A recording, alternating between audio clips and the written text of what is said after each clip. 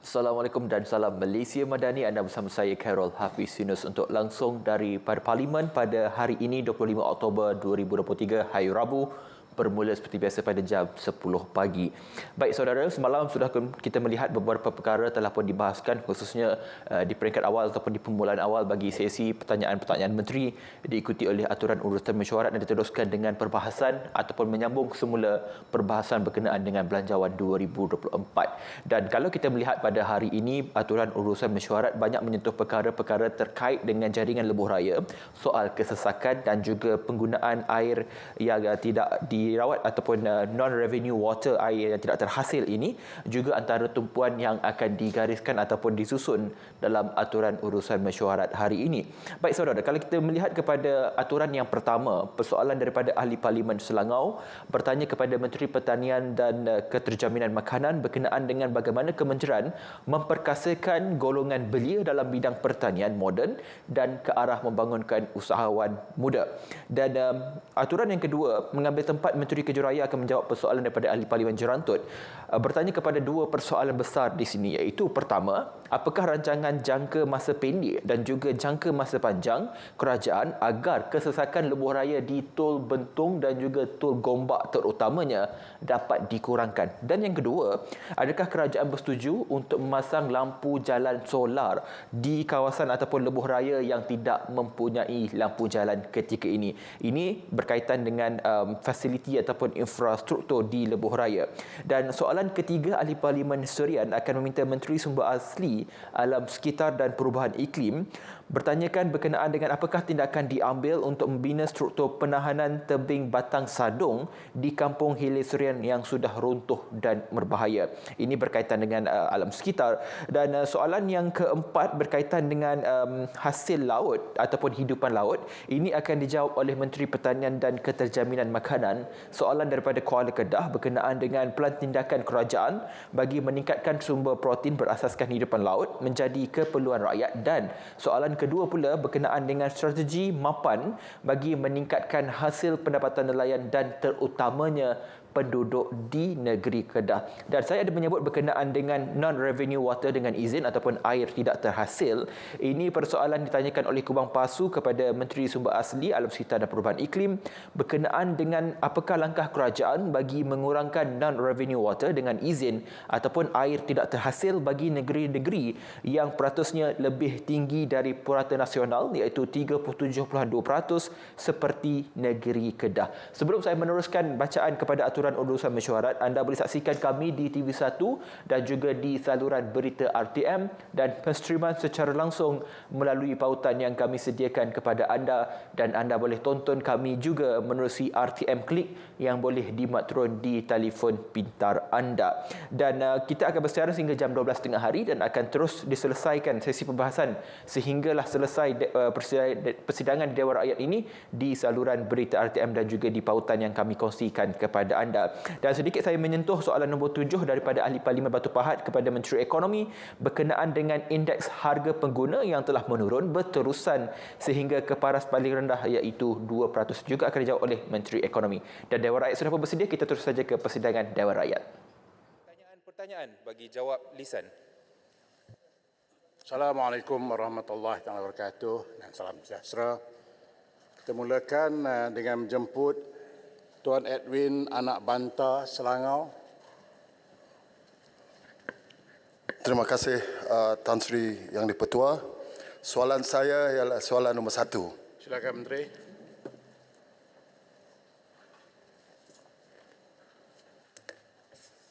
Selamat pagi.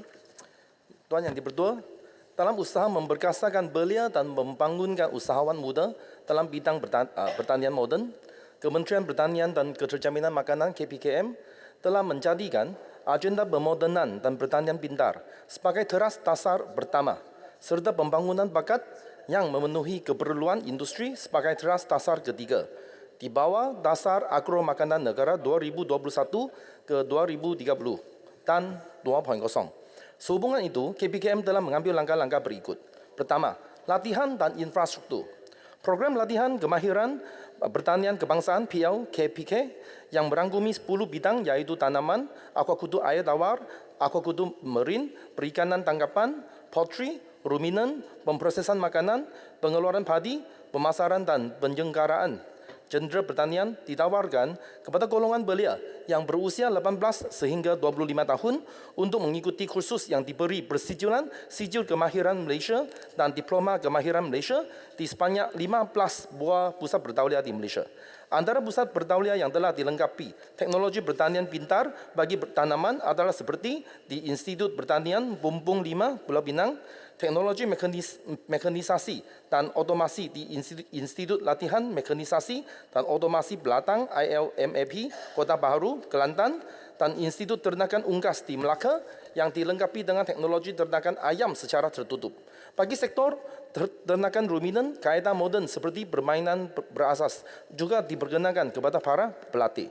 Dalam usaha memperkukuhkan lagi sekuriti makanan negara, Kementerian sentiasa menggalakkan penyertaan golongan belia melalui penggunaan teknologi moden dan seterusnya melahirkan usahawan muda dalam sektor agro makanan.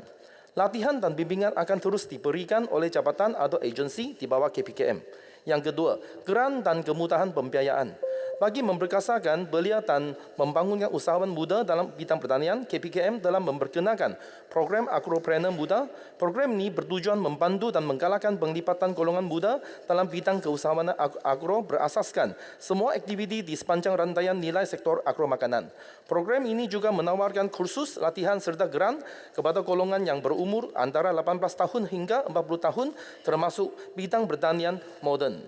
Dan bagi aspek pertanian moden, Geran Agropreneur Muda GM yang ditawarkan adalah berbentuk barangan seperti infrastruktur, sistem dan peralatan berkaitan teknologi yang berjumlah sehingga RM20,000 Malaysia.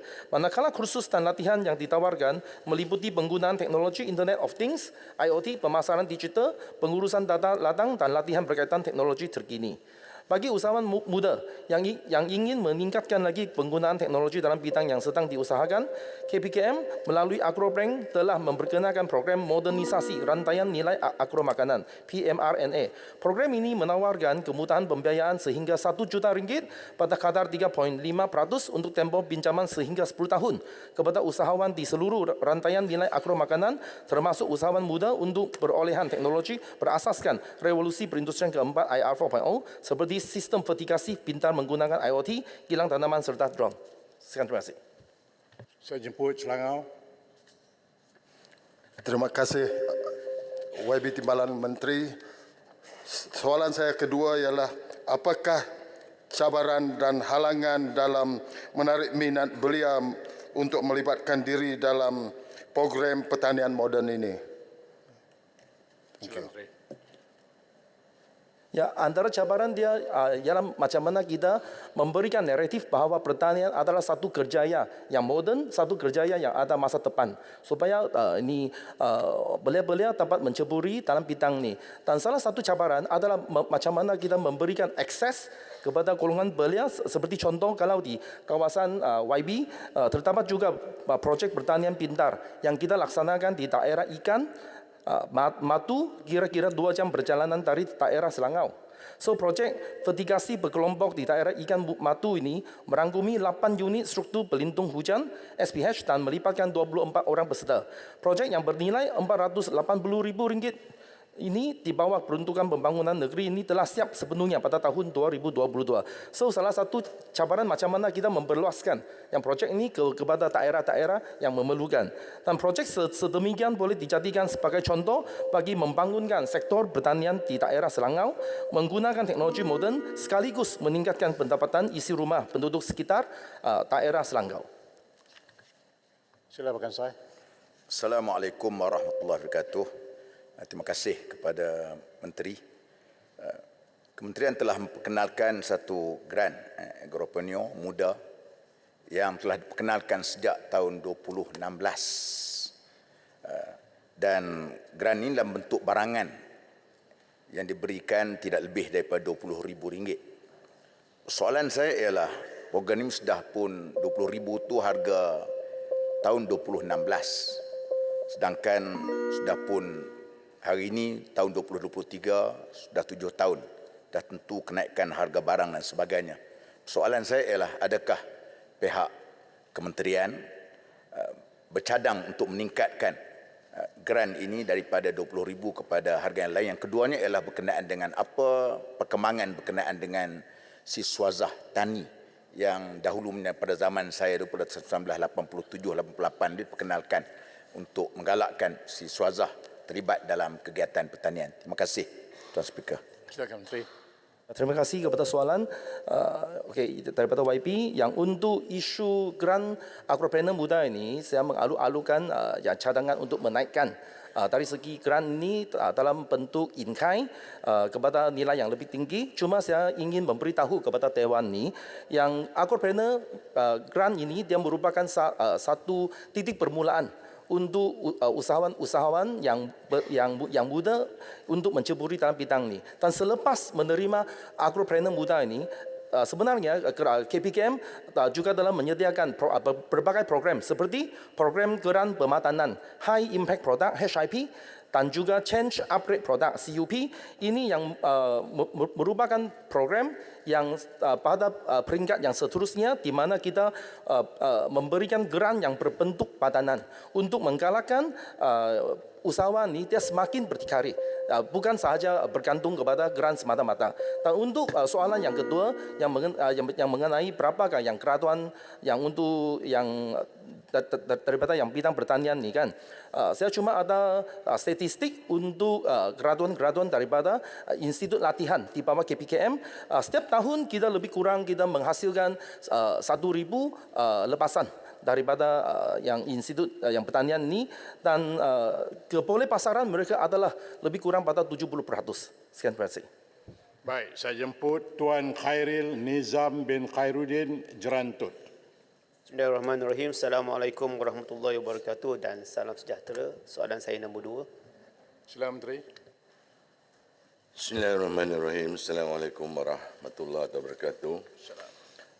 Terima kasih Yang Berhormat Tan Sri Ketua, terima kasih Yang Berhormat Jerantut.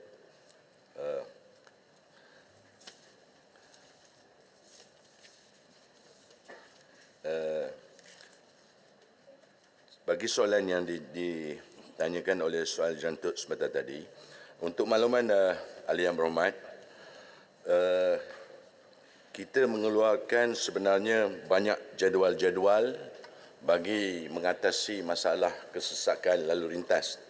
Untuk makluman yang berhormat bahawa tindakan jangka panjang kerajaan dan perancangan untuk melaksanakan sistem yang dinyatakan oleh pihak yang berhormat sebentar tadi, bahawa kita selain daripada itu kita mengeluarkan beberapa perkara seperti menambah jumlah kaki tangan yang bertugas dan menyediakan perkhidmatan kren kembali dalam keadaan tunggu sedia untuk memastikan sebarang kejadian yang berlaku ditangani dengan segera dan menempatkan petugas-petugas seperti rela dalam masa-masa tertentu untuk membantu pengguna yang menghadapi permasalahan bagi memastikan kelancaran pergerakan di Plaza Tol.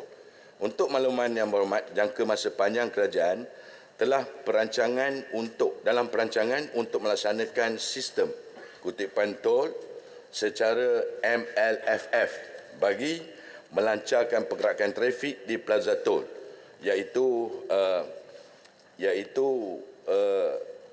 bagi cadangan tersebut yang berhormat, kita telah meluluskan cadangan pelebaran lorong lebuhraya KLK Kuala Lumpur Karak bermula dari Plaza Tol Gombak ke persimpangan Central Spine Road, iaitu yang bentuk yang akan melaksanakan oleh pihak Aneh Berhad dan selaku pemegang konsesi lebuhraya KLK, cadangan pelebaran lebuhraya KL Karak dijangka akan dapat menyediakan lebuhraya yang selesa, cepat, mudah dan cekap serta menangani isu kesesakan yang sering berlaku di lebuhraya Karak, terutamanya pada musim perayaan, cuti umum dan hujung minggu. Ketika ini, projek dalam peringkat awalan dan reka bentuk yang terperincinya akan dapat dilaksanakan pada suku kedua 2024. Bagi syarikat konsesi Aneh Berhad telah melaksanakan obligasi mereka untuk memasang lampu di lebuhraya KLK sebagaimana yang terkandung dalam perjanjian konsesi dan juga telah memasang lampu jajaran gombak ke terowong Genting Sempah dan pemasangan lampu jalan dari terowong Genting Sempah ke persimpangan Central Spine Road Bentong adalah termasuk dalam skop kerja pelebaran yang akan dilaksanakan. Untuk makluman yang berhormat, pada dasarnya kerajaan adalah menyokong dan menggalakkan penggunaan teknologi hijau dengan peruntukan di dalam perjanjian konsesi bagi lebuh raya baru supaya mengambil kira penggunaan teknologi hijau seperti lampu jalan LED dan lampu solar. Walau bagaimanapun ia perlu mematuhi spesifikasi yang ditetapkan. Merujuk kepada perjanjian tanda tangan pihak kerajaan dan syarikat konsesi, secara amnya syarikat konsesi adalah syarikat yang menyediakan kemudahan lampu jalan di lokasi-lokasi berikut. Terima kasih yang berhormat Ketua. Silakan Yang Tut. Terima kasih kepada Tan Sri Yang Di-Pertua. Terima kasih kepada Timbalan Menteri yang sentiasa cemerlang menjawab soalan-soalan daripada rakan-rakan di peringkat pembangkang. Dan kita harapkan Tambun boleh consider lah untuk Timbalan Menteri upgrade jadi menteri kalau ada reshuffle nanti. Tapi jangan bimbang, kalau nak jadi menteri boleh datang ke sini insya-Allah. Yes. Gurau. Soalan saya ialah kalau kita lihat tentang jawapan yang cukup menyegarkan tadi berkenaan dengan akan berlakunya pelibaran KLK Kuala Lumpur Karak. Lebuh Raya Kuala Lumpur Karak. Jadi soalannya ialah pertama, bilakah perkara itu akan berlaku? Yang keduanya ialah berkenaan dengan SOP repair jalan ini. Adakah pihak kementerian telah menetapkan SOP kepada pengusaha jalan ini untuk tidak melakukan sebarang repair jalan ini berlaku sewaktu-waktu puncak, dan apakah pihak kerajaan berhasrat untuk mewujudkan smart lane untuk jalan raya ini atau lebuh raya ini ketika waktu puncak? Terima kasih. Silakan Menteri. Yang berhormat Yang Tut, sebenarnya bagi permulaan kerja-kerja tersebut akan berlaku pada suku kedua 2024 dan dijangka tidak lama lagi, dan perkara ini kita sentiasa memerhati dalam keadaan suasana seperti itu, dan lebuh raya ini adalah lebuh raya penggunaan saya sentiasa ulang-alik sebenarnya termasuk Yang Tut, dan kita amat mengetahui dalam keadaan tersebut. Dan bagi untuk jawapan smart lane, kita sebenarnya telah mengaktifkan lorong kecemasan, tetapi buat masa ini kita tidak dapat sepenuhnya kerana mengikut spesifikasi yang berada smart lane ini, ia memerlukan 2.5 meter kelebarannya, sedangkan kita ada baru 2.25 meter. Tetapi sekiranya berlaku perkara yang kita nyatakan sebentar tadi, kita terpaksa juga memastikan boleh pembukaan sementara musim-musim perayaan. Tetapi walau bagaimanapun, kita telah memasuki dalam skop pelebaran tersebut yang kita akan libatkan sehingga 3.0 meter bagi kemudahan smart lane supaya kita dapat penggunaannya yang secara maksimal, dan isu-isunya ini akan kita lakukan sepenuhnya dalam pelebaran jalan tersebut. Terima kasih Yang Berhormat Yang Tut. Terima kasih Tan Sri Ketua. Terima kasih Yang Berhormat Timbalan Menteri. Saya setuju pandangan Yang Tut tadi. Yang Berhormat Timbalan Menteri bagus jawapannya, dan macam Yang Berhormat Menteri. Persoalannya Tan Sri, ada dua persoalan yang saya ingin tanyakan. Semua faham. Sebab ini orang yang menggunakan jalan yang disebut dalam soalan Yang Tut tadi. Dua perkara Yang Berhormat Timbalan Menteri. Pertamanya, bila kita laksanakan KLK, adakah mengambil kira jumlah kenderaan pada 10 tahun, 20 tahun akan datang? Yang keduanya, Yang Berhormat, Yang Tut ada bertanya tadi berkaitan SOP baiki jalan ni. Kerana apa? Kerana kebanyakan konsesi buat di waktu puncak dan menyebabkan kesesakan. Yang ketiganya Tan Sri, bila nak balik hujung minggu, tak boleh ke Kementerian Yang Berhormat minta konsesi atau pihak yang mengendalikan lebuh raya tersebut untuk buka laluan kontra? Ia menyebabkan jam 4 ke 5 jam Yang Berhormat. Yang Berhormat juga pun terlibat sekali. Terima kasih Tan Sri Ketua. Terima kasih. Silakan. Terima kasih Yang Berhormat Paya Besar. Sebenarnya saya tahu Yang Berhormat Paya Besar ni selalu menggunakan kenderaan udara bila balik ke Kuantan. Kecuali saya dan juga Ni fitnah Tan Sri, ni fitnah. Saya guna jalan darat. Tarik balik Yang Berhormat. Okey, saya tarik balik lah sebab tapi saya pasti dia banyak naik udara.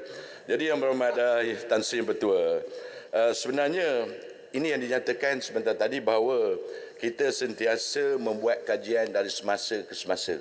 Kita tahu sebenarnya kalau hari biasa pun menjelang hari Ahad petang, ia akan menyebabkan laluan daripada Lipis ke, saya tahu dari Lipis ke Kuala Lumpur biasanya 2 jam setengah, tetapi ia akan makan masa 4 jam disebabkan trafik hujung minggu. Begitu juga sebelah utara, kita tahu sebenarnya. Tetapi walau bagaimanapun, sebab itu perancangan suku tahun 2024, pelebaran akan bermula dan kita jangkakan akan dapat mengatasi permasalahan tersebut yang melibatkan terutamanya tol, pelebaran jalan dan kita mengambil kira juga seperti yang Berhormat Paya Besar katakan sebentar tadi, sekiranya berlaku perkara tersebut kita terpaksa membuka satu laluan lagi. Sebab itu kalau kita tengok kadang-kadang kita terpaksa buka di terowong itu menggunakan satu hala bagi mempercepatkan mereka. Tetapi kenggangan kita apabila sampai saja ke Tol Gombak, dia bermulanya akan kesesakan lalu lintas di Bandar Kuala Lumpur menyebabkan panjang kesesakan tersebut sehinggalah ke Bandar Bentong. Maka yang ini yang sukar untuk kita atasi dan terpaksa melakukan pelebaran, yang lebih pentingnya melakukan pelebaran dan juga melakukan MLFS ini supaya ia dapat mengatasi sekurang-kurangnya permasalahan ini dapat kita kurangkan dari jangka masa ke semasa. Terima kasih, Berhormat Tuan. Baik. Saya jemput Datuk Seri Richard Riot, anak Jaim Sirian. Terima kasih Yang di-Pertua. Selamat pagi, salam sejahtera, salam perpaduan. Soalan serian nombor 3. Silakan Menteri. Terima kasih Tan Sri Speaker dan terima kasih Yang Berhormat. Untuk maklumat ahli Yang Berhormat, Kementerian melalui Jabatan Pengairan dan Saluran JBS telah mengambil tindakan dengan membina suatu penahan tebing Padang Satong di Kampung Hili Serian. Melalui kerja-kerja perbaikan sementara, kerja perbaikan ini telah dibuat menggunakan peruntukan Kerajaan Negeri Sarawak daripada Jawatan Kuasa Pengurusan Bencana Negeri. Kerja perbaikan sementara ini telah dilaksanakan pada 24 hari bulan Julai 2023 dan siap pada 15 hari bulan September 2023 dengan kos sebanyak ringgit Malaysia 499,000. Projek ini merangkumi skop kerja perbaikan semula tebing runtuh dengan pembinaan jalan raya peta menggunakan pipe embankment sepanjang 50 meter serta pembinaan hakisan tebing sungai menggunakan road tamping sepanjang 70 meter. Selain itu, cadangan projek pemeliharaan Padang Satong ini di Kampung Hili, bahagian Serian Sarawak telah dikemukakan di bawah Rolling Plan keempat tahun 2024. Permohonan ini melibatkan pembinaan suatu perlindungan hakisan tebing sungai telah diangkat kepada Kementerian Ekonomi untuk pertimbangkan dan kelulusan. Pelaksanaan projek ini adalah komitmen kerajaan untuk mengatasi masalah hakisan tebing sungai dengan lebih efektif dan berkekalan. Ia akan memberi manfaat kepada komuniti setempat dan melindungi kawasan daripada risiko hakisan, menjadikannya lebih selamat dan mambang. Sekian, terima kasih. Sila Sirian. Terima kasih Yang Berhormat Timbalan Menteri di atas jawapan dan terima kasih kepada kerajaan kerana telah membuat kerja-kerja sementara itu. Datuk Yang di-Pertua, Tan Sri Yang di-Pertua, kerja-kerja perbaikan sementara itu kecil. Sedangkan masalah hakisan tebing sungai di Kampung Hilir Serian ini besar, serius.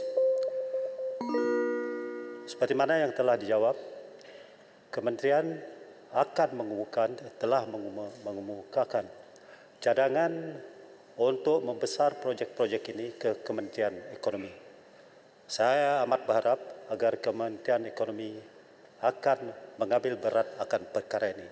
Soalan tambahan saya, berapakah kos projek ini dan bilakah ianya dijangka bermula? Tambahan, adakah projek ini akan meliputi kampung yang berdekatan iaitu Kampung Hulu Serian? Sekian, terima kasih. Sila Menteri. Terima kasih Tan Sri Yang Di-Pertua dan terima kasih Yang Berhormat sekalian. Kementerian melalui JPS juga telah mengambil langkah-langkah tindakan jangka masa pendek bagi mengurangkan risiko banjir di Parlimen Serian dengan menyalurkan peruntukan kerja-kerja pemeliharaan sungai untuk mengurangkan risiko banjir di bawah rancangan Malaysia ke-12 berjumlah ringgit Malaysia 1.34 juta melibatkan 11 kerja-kerja kecil. Kerja-kerja kecil ini meliputi skop seperti penyiasatan tanah, kerja ukur, reka bentuk terperinci, kerja-kerja pengaluran sungai, kerja-kerja menstabilkan tebing sungai, menaik taraf akses tak alih, menaik taraf saluran dan struktur berkaitan bagi meningkatkan kualiti air sungai, pengurusan projek dan program communication, education, participation and awareness. Bagi penyelesaian jangka masa banjir, pihak JPS telah memohon 2 cadangan projek pemeliharaan Padang Satong di Kampung Hili, bahagian Serian, Sarawak dan cadangan projek pemeliharaan Badan Satong di Kampung Hulu, bahagian Serian, Sarawak di bawah Rolling Plan 4. Rancangan Malaysia ke-12 dengan anggaran kos ringgit Malaysia 37 juta. Terima kasih. Sila, terima kasih. Terima kasih. Pertama sekali saya ingin dapat penjelasan tentang struktur penahan tebing sungai ini. Salah satu di antara mekanisme yang telah pun diluluskan oleh pihak kementerian sebelum ini ialah projek Denai Sungai Kebangsaan DSK sebanyak 10,000 kilometer supaya struktur tebing sungai yang kita bina dia bukan hanya menahan daripada runtuhan tapi juga mampu menjadi daya tarikan kepada pengunjung untuk menjaga kelestarian sepanjang tebing sungai. Soalan saya ada 2. Pertama sekali, kos keseluruhan struktur penahan tebing sungai di Batang Sadong ni, sebab saya pernah melihat kawasan tersebut, berapa kos benar? Sebab dia sebut tadi 37 juta. Berapa kos keseluruhan untuk menyiapkan tebing itu? Dan yang keduanya, hingga setakat ini Denai Sungai Kebangsaan berapa ribu kilometer telah pun disiapkan dengan target 10,000 yang telah diluluskan sebelum ini. Terima kasih. Sila Menteri. Terima kasih Yang Tan Sri Yang Di-Pertua dan terima kasih Yang Berhormat. Dalam tangan saya sekarang ini, dalam statistik itu Malaysia, itu statistik itu punya itu semua itu kos berapa banyak dalam tidak tangan saya sekarang tidak ada. Sebab itu sebab hanya dekat Sarawak saja saya sekarang sini tadi ya saya sudah tadi saya sudah dibentangkan tadi yang tadi saya cakap dekat itu 37 juta saja di Sarawak. The whole of Malaysia sebab itu statistik punya aman itu tidak, itu saya dalam tangan sekarang berkaitan itu tidak ada. Nanti saya itu terima kasih Tan Sri Yang Di-Pertua dan terima kasih yang berhormat, saya nanti menyediakan jawapan bertulis kasih itu yang berhormat. Terima kasih. Baik, terima kasih. Saya jemput Dr. Ahmad Fakhruddin bin Fakhrazi, Kuala Kedah. Assalamualaikum warahmatullahi wabarakatuh dan salam sejahtera. Terima kasih Tan Sri Yang Di-Pertua. Soalan saya nombor 4. Sila Menteri. Ya. Tuan Yang Di-Pertua, dalam memastikan bekalan sumber protein negara sentiasa terpelihara dan terjamin, Kementerian telah menyediakan plan tindakan seperti berikut. Pertama, melaksanakan plan pengurusan perikanan seperti plan transformasi vessel di Zon B melalui exit policy pukat tunda yang melibatkan 2,630 vessel di seluruh negara yang masih menggunakan peralatan pukat tunda bagi menjalankan aktiviti menangkap ikan. Melalui pelaksanaan plan ini, sumber perikanan yang diancam aktiviti tidak terkawal oleh buka tunda dapat dipelihara sewajarnya. Kedua, meningkatkan pemeliharaan sumber perikanan dan pemeliharaan habitat dengan melabuhkan tukun tiruan di kawasan-kawasan zon larangan buka tunda bagi mengelakkan kemusnahan habitat serta meningkatkan biosistem perikanan. Ketiga, meningkatkan sumber melalui aktiviti aquakultur dengan memberi penumbuhan terhadap spesies aquakultur berproduktiviti tinggi dan berpotensi seperti udang putih, rumpai laut dan kerang. Pada tahun 2022, pengeluaran aquakultur meningkat sebanyak 37,5% berbanding tahun 2021 dengan pengeluaran 417,2 tan metrik bernilai 3,43 juta ringgit Malaysia. Dan keempat, meningkatkan produktiviti aquakultur melalui penerapan teknologi dan aquakultur bersepatu seperti sistem bioflok, sistem ternakan secara intensif termasuk teknologi makanan rumusan ikan serta lain-lain teknologi baharu yang mempunyai elemen revolusi perindustrian 4.0. Dan kelima, melaksanakan aktiviti pembangunan input aquakultur seperti makanan, rumusan ternakan dan peralatan yang dapat membantu mengurangkan kos ternakan, pengecualian cukai bagi pembelian peralatan sokongan yang dapat mengurangkan kos input yang tinggi serta pembangunan benih dan induk berkualiti tertumpu bagi mengurangkan kebergantungan import induk dari luar negara. Dan keenam, membangunkan komuniti ekonomi perikanan dan aquakultur dengan menyediakan kemudahan keuangan, insentif cukai serta bantuan fasiliti untuk pelabur, nelayan dan penternak bagi meningkatkan daya saing dan kemampuan untuk mengeluarkan hasil pada kadar yang optimum.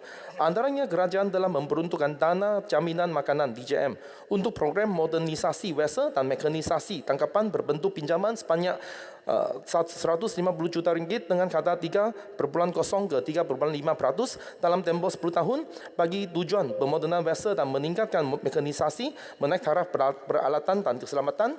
Dan selain itu, peningkatan hasil pendapatan golongan nelayan darat di seluruh negara sentiasa menjadi keutamaan pihak kementerian.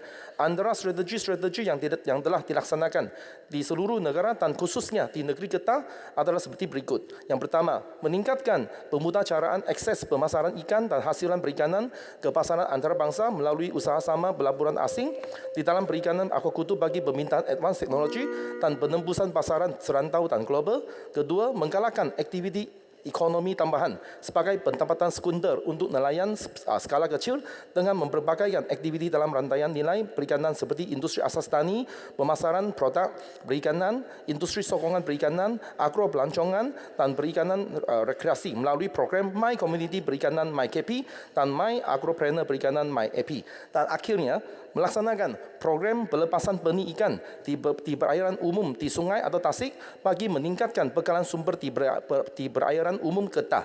Sebanyak 205,000 ekor benih ikan termasuk spesies udang gala, lampam sungai, puyuh dan baung bernilai RM56,000 Malaysia dilepaskan di Sungai Kuala Nerang, Sungai Muda, Sungai Teloi, Sungai Kedah, Sungai Pendang dan Sungai Kamunting pada tahun 2022.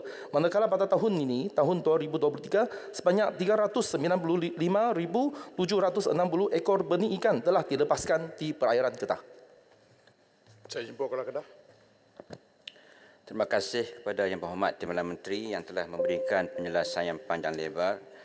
Soalan tambahan saya ialah, apakah langkah-langkah yang diambil oleh pihak kerajaan susulan pelaksanaan kerja-kerja projek penambakan laut supaya ia tidak menjejaskan sumber hidupan marin di perairan, terutamanya jenis kerang-kerangan dan siput.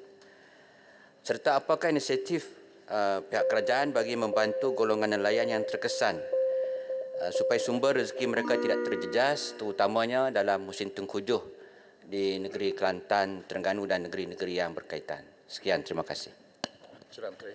Ya, kita akan mengutamakan tapi urus yang baik di dalam industri perikanan dan juga aquakultur dengan meningkatkan bilangan kawasan perlindungan laut, marine protected area dan kawasan sanctuary air tawar, dan memadarkan kawasan refugia, taman laut dan sanctuary bagi menyediakan tempat pembiakan untuk meningkatkan kawasan asuhan bagi anak-anak ikan serta mengawal eksploitasi yang berlebihan. So ini di antara yang tindakan yang kita ambil untuk meningkatkan sumber yang bersifat mampan di dalam laut ini dengan melalui mewujudkan bilangan kawasan perlindungan laut. Ini yang antara yang dasar yang kita melakukan, dan juga kita meningkatkan pemeliharaan sumber perikanan dan pemeliharaan habitat seperti tadi yang saya mengatakan dengan meletakkan ini tukun tiruan. Saya pun pernah menyertai dalam meletakkan ini dekat Kuala Selangor. Terima kasih. Sila Kota Melaka. Ya, terima kasih Tuan Sri Speaker. Soalan tambahan saya kepada Timbalan Menteri ia ada berkaitan dengan nelayan. Dalam usaha kita nak meningkatkan hasil tangkapan nelayan, tetapi saya dapat aduan daripada kawasan saya di Tangga Batu, ya, di Parlimen Tangga Batu di kawasan Pantai Kunduh. Sana ada nelayan yang maklum kepada saya bahawa apabila mereka memohon lesen untuk menjadi nelayan, prosesnya terlalu panjang, tidak diluluskan dan mereka terpaksa mohon baru pada tahun yang akan datang. Jadi ini masalah yang mereka hadapi. Jadi apakah dasar, ya, kementerian, bagaimana apabila kita tengah bincang bagaimana kita nak meningkatkan hasil tangkapan, tetapi di bawah sana berlaku pula ada yang mohon nak jadi nelayan tetapi tidak berjaya. Terima kasih Tan Sri Speaker. Silakan Menteri. Ya, terima kasih kepada Kota Melaka. Saya berpendapat soalan ini dia lebih menuju kepada sama ada isu untuk pindah milik lesen dan vessel. Yang kita boleh lakukan adalah memudahcarakan isu-isu yang dibangkitkan secara case by case basis. Kerana secara dasarnya kita tidak nak berlakunya overfishing dekat zon A dan juga zon B. Dan di kawasan zon B pun sekarang kita pun menggalakkan satu exit policy bahawa yang zon B ini dia meningkatkan cara buka tunta. Dan untuk zon A dan zon B selalu berlakunya sekarang community nelayan setempat telah mencapai satu tahap yang optimum sudah. Kalau kita nak membenarkan lebih ramai yang nelayan mengambil bahagian dalam aktiviti ini, kemungkinan berlakunya yang isu sumber ini yang protein ini tidak bersifat mampan, dan kita menggalakkan nelayan-nelayan ini berhijrah kepada zon C dan C ke atas. Terima kasih. Baik, saya nak pastikan Kampa ada di dalam Dewan. Baik, saya jemput. Tan Sri Speaker, saya ingin mengalu-alukan Tan Sri Speaker selamat pagi. Yang mengalu-alukan adalah rombongan daripada rukun tetangga kawasan Parlimen Sri Aman dan Parlimen Lubang Antu. Terima kasih. Baik, saya jemput Datuk Wira Dr. Ku Abdul Rahman bin Ku Ismail, Kubang Pasu. Assalamualaikum warahmatullahi wabarakatuh. Terima kasih Tan Sri Yang di-Pertua Berhormat Timbalan Menteri. Saya mohon untuk Menteri menyatakan langkah kerajaan bagi mengurangkan non-revenue water ataupun air tidak terhasil bagi negeri-negeri yang statusnya lebih tinggi dari puratan nasional seperti Kedah dan sebagainya. Terima kasih. Baca nombor soalan nombor 6. Soalan nombor 6. Terima kasih. Sila duduk. Sama juga. Tak boleh, tak boleh. Sila Menteri. Terima kasih Tan Sri Yang di-Pertua dan terima kasih Yang Berhormat. Kerajaan Persekutuan komited dalam membantu operator bekalan air negeri mengurangkan air tidak terhasil non-revenue water NRW. Secara holistik dan berterusan, pelaksanaan program pengurangan NRW kebangsaan telah diluluskan dalam rancangan Malaysia ke-11 dan disambung di bawah rancangan Malaysia ke-12. Dalam hal ini sebanyak ringgit Malaysia 1.9 bilion telah disediakan bagi melaksanakan program melalui dua pendekatan seperti berikut. Pertama, pendekatan satu yang dilaksanakan dengan menyediakan peruntukan secara kran sebanyak ringgit Malaysia 535.4 juta. Objektif program adalah untuk menyediakan infrastruktur asas bagi membolehkan pengukuran NRW secara tepat. Negeri-negeri yang terlibat di bawah pendekatan ini merupakan negeri-negeri yang mempunyai kadar NRW sebanyak 40% dan ke atas, iaitu Kelantan, Pahang, Kedah, Peris, Sabah dan Sarawak. Dan kedua, pendekatan kedua yang dilaksanakan secara pemberian insentif melalui keram sepadan dengan peruntukan sebanyak ringgit Malaysia 1.37 bilion. Sekiranya sasaran NRW yang ditetapkan dapat dicapai, kerajaan persekutuan akan membiayai 50% atau 75% daripada pembelanjaan tahunan bagi kerja-kerja yang dilaksanakan. Untuk menurunkan kadar NRW tersebut, negeri-negeri yang terlibat di bawah pendekatan ini merupakan negeri-negeri yang mempunyai kadar NRW di bawah 40%, iaitu Negeri Terengganu, Selangor, Johor, Perak, Pulau Pinang, Negeri Sembilan dan Melaka. Sebagai maklumat, terdapat 2 projek yang telah dilaksanakan di Kedah di bawah pendekatan 1 yang dilaksanakan oleh Bahagian Bekalan Air PPA NRECC bermula tahun 2020 seperti berikut. Pertama, program NRW pendekatan 1 negeri Kedah melibatkan pemasangan fasiliti asas bagi pengiraan NRW secara tepat merangkumi skop kerja pemasangan meter sistem input volume SIV, penggantian meter pengguna, perbaikan tangki-tangki dan menyediakan Geography Information System GIS. Projek ini telah siap pada Julai 2023 dengan kos ringgit Malaysia 25.9 juta. Kedua, program NRW pendekatan 1 Pulau Langkawi secara holistik dengan kos ringgit Malaysia 46.7 juta.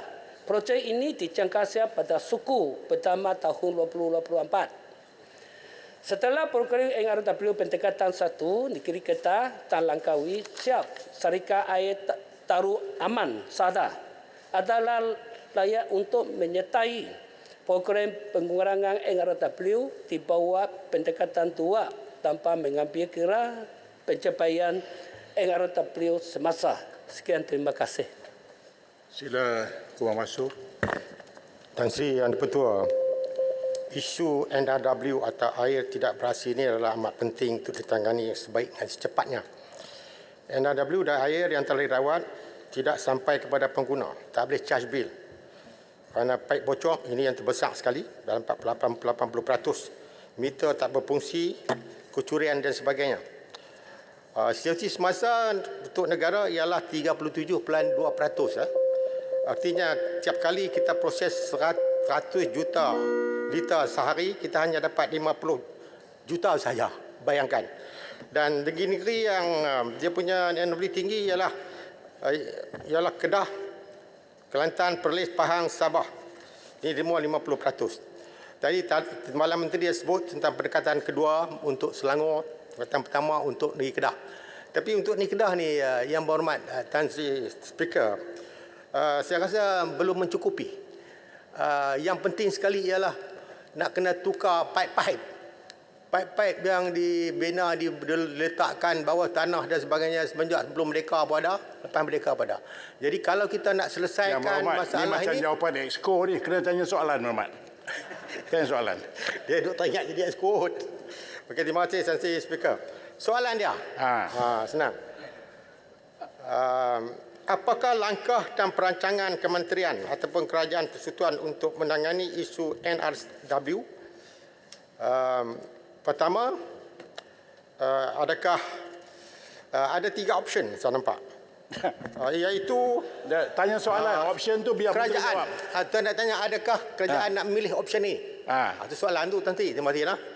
Jadi orang guru ni, orang Sungai Petani pun sakan juga. Keduanya, business model, business matching. Macam dibuat di Selangor. Tapi negeri-negeri yang Kedah, Kelantan ni tak mampu. Terusnya geran sepenuhnya. Yang ni negeri-negeri yang saya sebut tadi, Kelantan, Kedah, Perlis ni dia kena bagi geran. Kalau sepenuhnya. Kalau separuh saja dia tak mampu.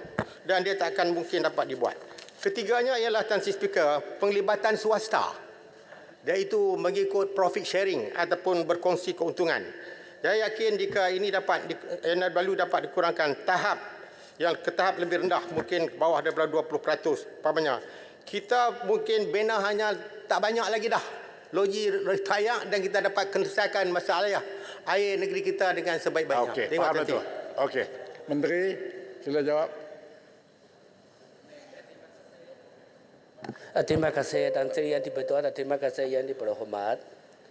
Dalam yang saya kefahaman, yang saya ini berkaitan dengan ini, saya cakap antara pendekatan lain untuk mengurangkan kata NRW adalah seperti berikut.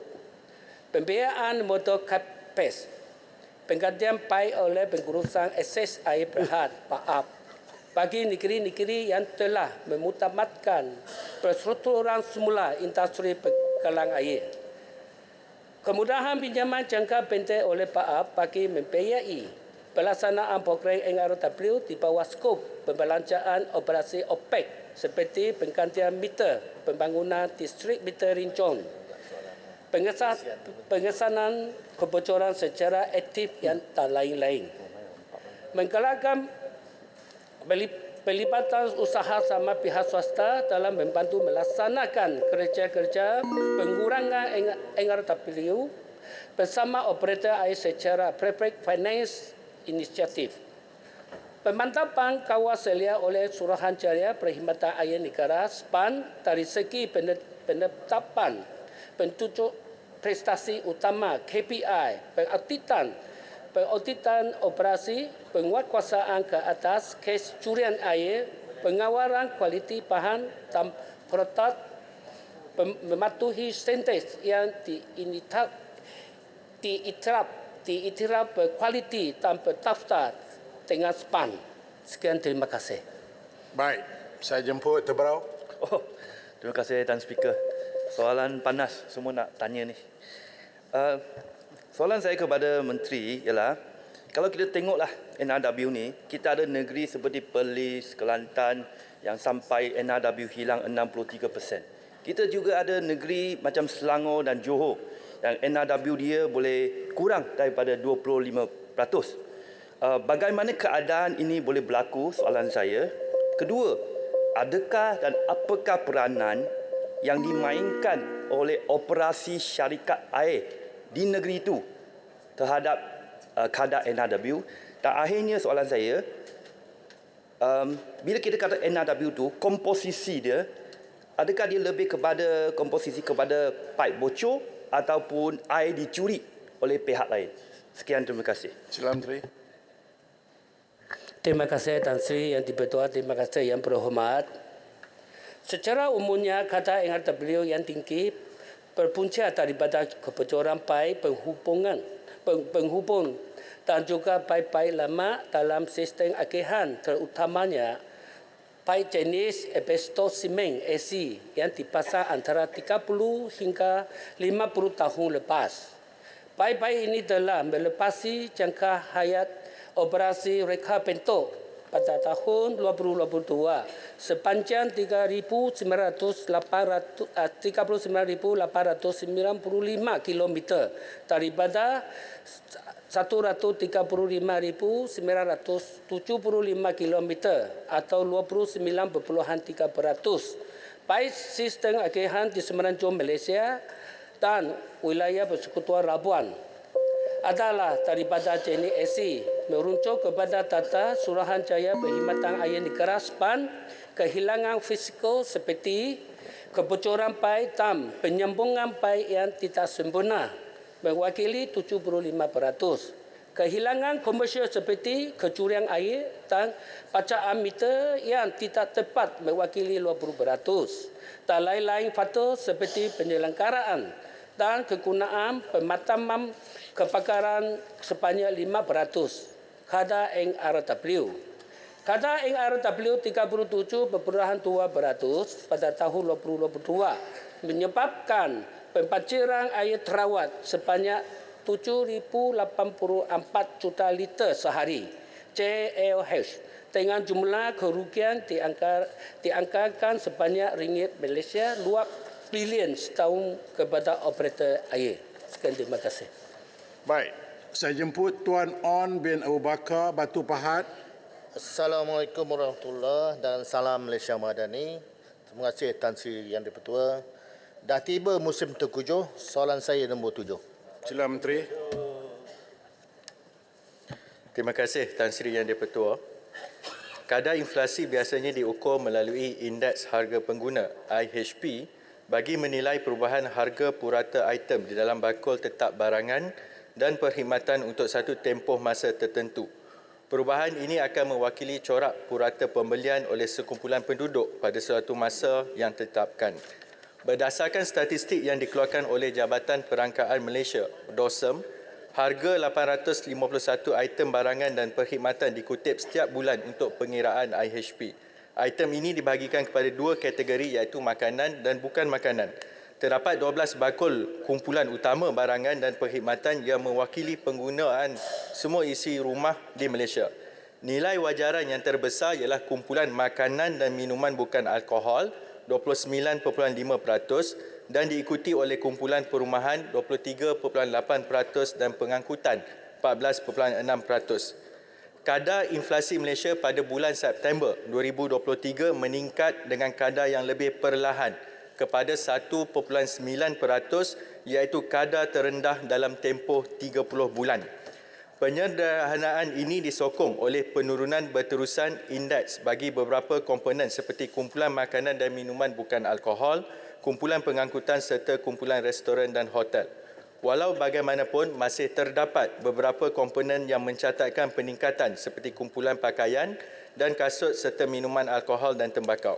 Secara dasarnya, penyederhanaan inflasi bukan bermaksud penurunan paras harga, tetapi merujuk kepada peningkatan harga barangan pada kadar yang lebih perlahan. Inflasi pada kadar terkawal iaitu pada 2% hingga 3% amat penting bagi ekonomi sesebuah negara untuk terus berkembang.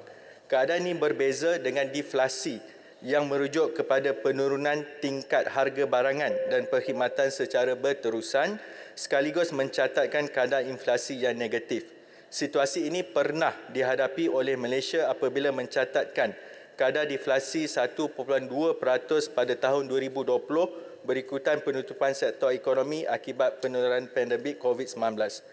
Walaupun pengguna akan mendapat manfaat dari kejatuhan harga barangan dan perkhidmatan atau deflasi pada peringkat awal, namun kesejahteraan rakyat mungkin akan terjejas akibat daripada kejatuhan kadar gaji dan upah atau lebih buruk lagi kehilangan pekerjaan. Ini disebabkan oleh pengeluar tidak dapat menjual barangan atau perkhidmatan pada harga yang dapat menampung kos pengeluaran yang akhirnya boleh membawa kepada kemelesetan ekonomi.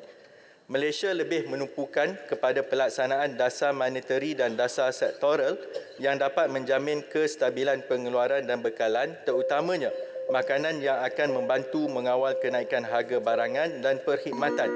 Pelaksanaan dasar ini dilakukan bagi memenuhi kepentingan negara dengan mengambil kira kedudukan permintaan dan penawaran dalam ekonomi.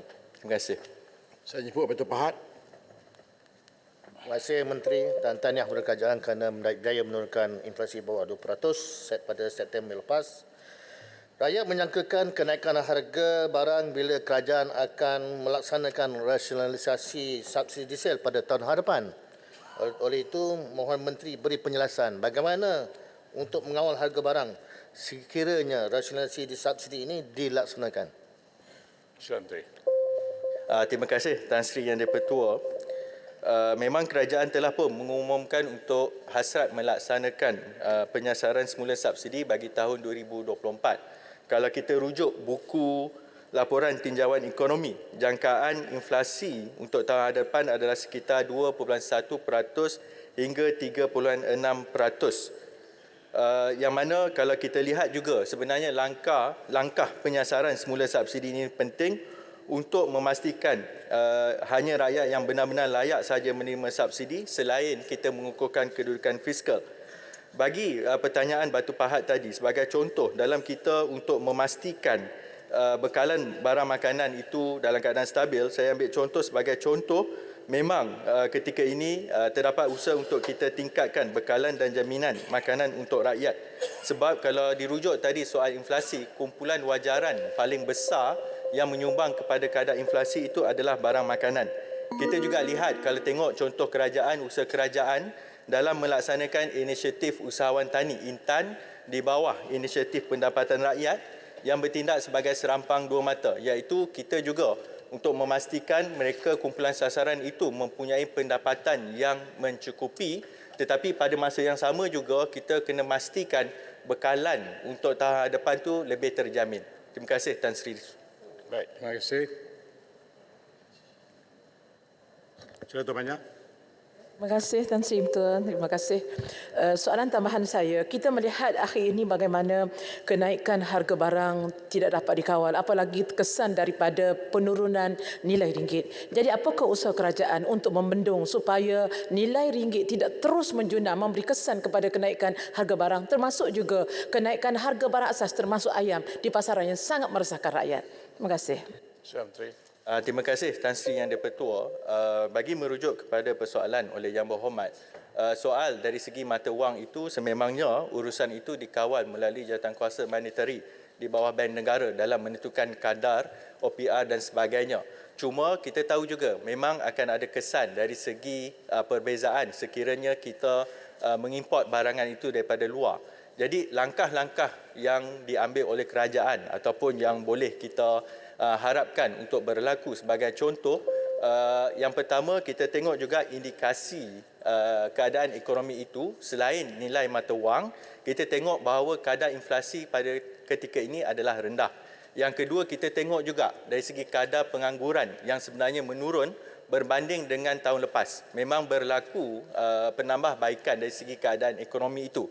Cuma untuk bagi menjawab dari segi bagaimana menentukan harga barang, kalau kita tengok dari segi laporan yang ada soal sebagai contoh harga ayam, kalau kita buat perbandingan sebagai contoh pada bulan Ogos, dari segi daging ayam ini peningkatan inflasi ketika itu adalah 5.8%.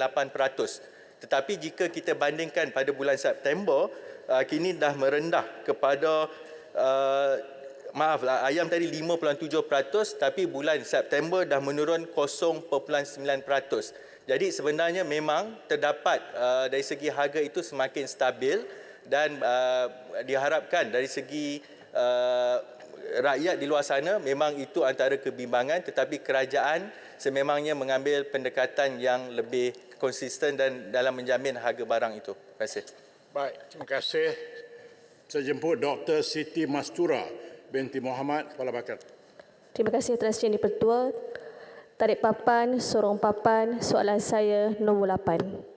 Silakan, Tri. Terima kasih Yang Berhormat Tuan Yang di-Pertua, untuk maklumat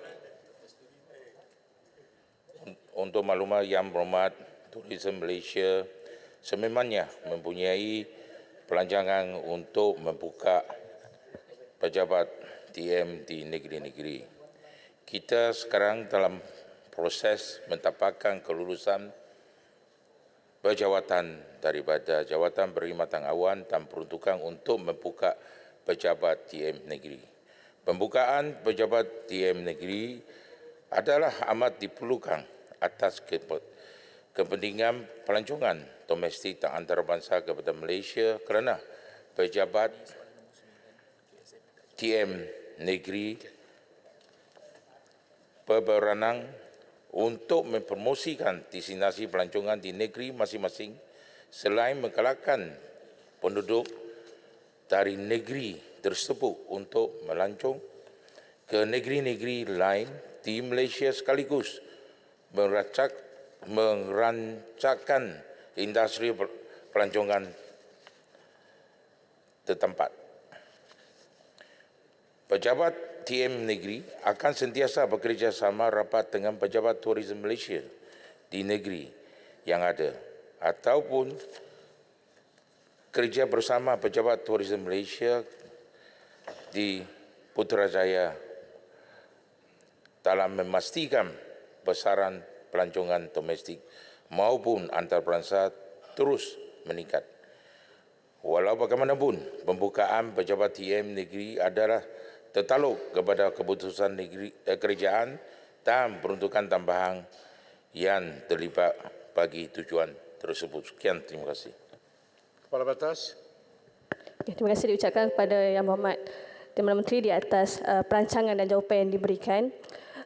Berikutan daripada penambahan dan juga perancangan pejabat pelancongan cawangan di negeri-negeri ini dilihat dapat merancangkan lagi industri pelancongan di setengah kawasan, terutama di kawasan kepala batas seberang Pantai Utara, yang mana lebih banyak data dan juga dapat dikumpulkan. Walau bagaimanapun, berikutan dengan pelancongan ini, dia berkait juga dengan pekerja industri pelancongan. Jadi justru kita melihat industri pelancongan banyak menghadapi tekanan kerana bertambahnya vendor-vendor yang menyebabkan persaingan yang lebih tinggi. Soalan saya yang pertama, berapakah jumlah pengusaha industri pelancongan Bumiputera dan juga Bumiputera, khususnya di negeri Pulau Pinang? Dan mohon juga Menteri untuk berikan penjelasan apakah inisiatif pihak Kementerian Pelancongan bagi membantu para pekerja industri pelancongan serta seperti pemandu pelancong, operator kenderaan pelancong terutamanya di negeri Pulau Pinang melalui Belanjawan 2024 yang dibentangkan baru-baru ini. Sila Menteri. Terima kasih Yang Berhormat Kepala Batas. Tadi soalan kita keluar daripada asal. Kalau tadi soalan disoalkan, tadi kita Kementerian akan jawab bertulis. Pasal saya tidak ada maklumat dalam tangan saya. Sekian, terima kasih. Tanya manis. Ya, silakan. Tanya manis. Tanya manis. Terima kasih Yang Hormat Menteri, Speaker. Yang Hormat Menteri, saya nak bertanya berkenaan dengan pelancongan untuk negeri Sarawak. Sebagai contohnya, pada tahun ini 2023, kita ada peruntukan sedikit daripada MOTEC untuk mengadakan pesta makanan, pesta pulau, beruit dan sebagainya lah. Jadi saya nak tahu apakah peruntukan sebegini dapat dibagikan atau diberikan kepada Parlimen Tanjung Manis ataupun parlimen-parlimen lain di Sarawak secara tahunan supaya kita boleh menggalakkan pelancongan di negeri Sarawak dengan lebih berkesan lagi. Sebagai contoh untuk kawasan Lubuk Antu, mungkin ada pakej pelancongan yang boleh dilancarkan oleh Kementerian. Terima kasih Yang Berhormat Menteri dari Sarawak. Terima kasih Yang Berhormat Tanjung Manis. Memang hebatlah. Tadi saya mau beritahu, kita punya soalan memang untuk kepentingan keseluruhan rakyat di negara kita. Tetapi ini soalan nombor 8. Soalan minta adakah menumbuhkan tambahan pejabat. Tadi walaupun bagaimana kita akan lihat dalam kita punya peruntukan ada beberapa inisiatif, kita akan berbincang sama Kerajaan Negeri Sarawak, Kementerian Pelancongan, kita sama-sama lihat, sama-sama tengok macam mana boleh dinaik taraf. Tadi you minta maklumat, saya akan minta saya punya pejabat disarukan kepada kita. Terima kasih Menteri. Saya jemput Puan Rodiah binti Ismail Ampang.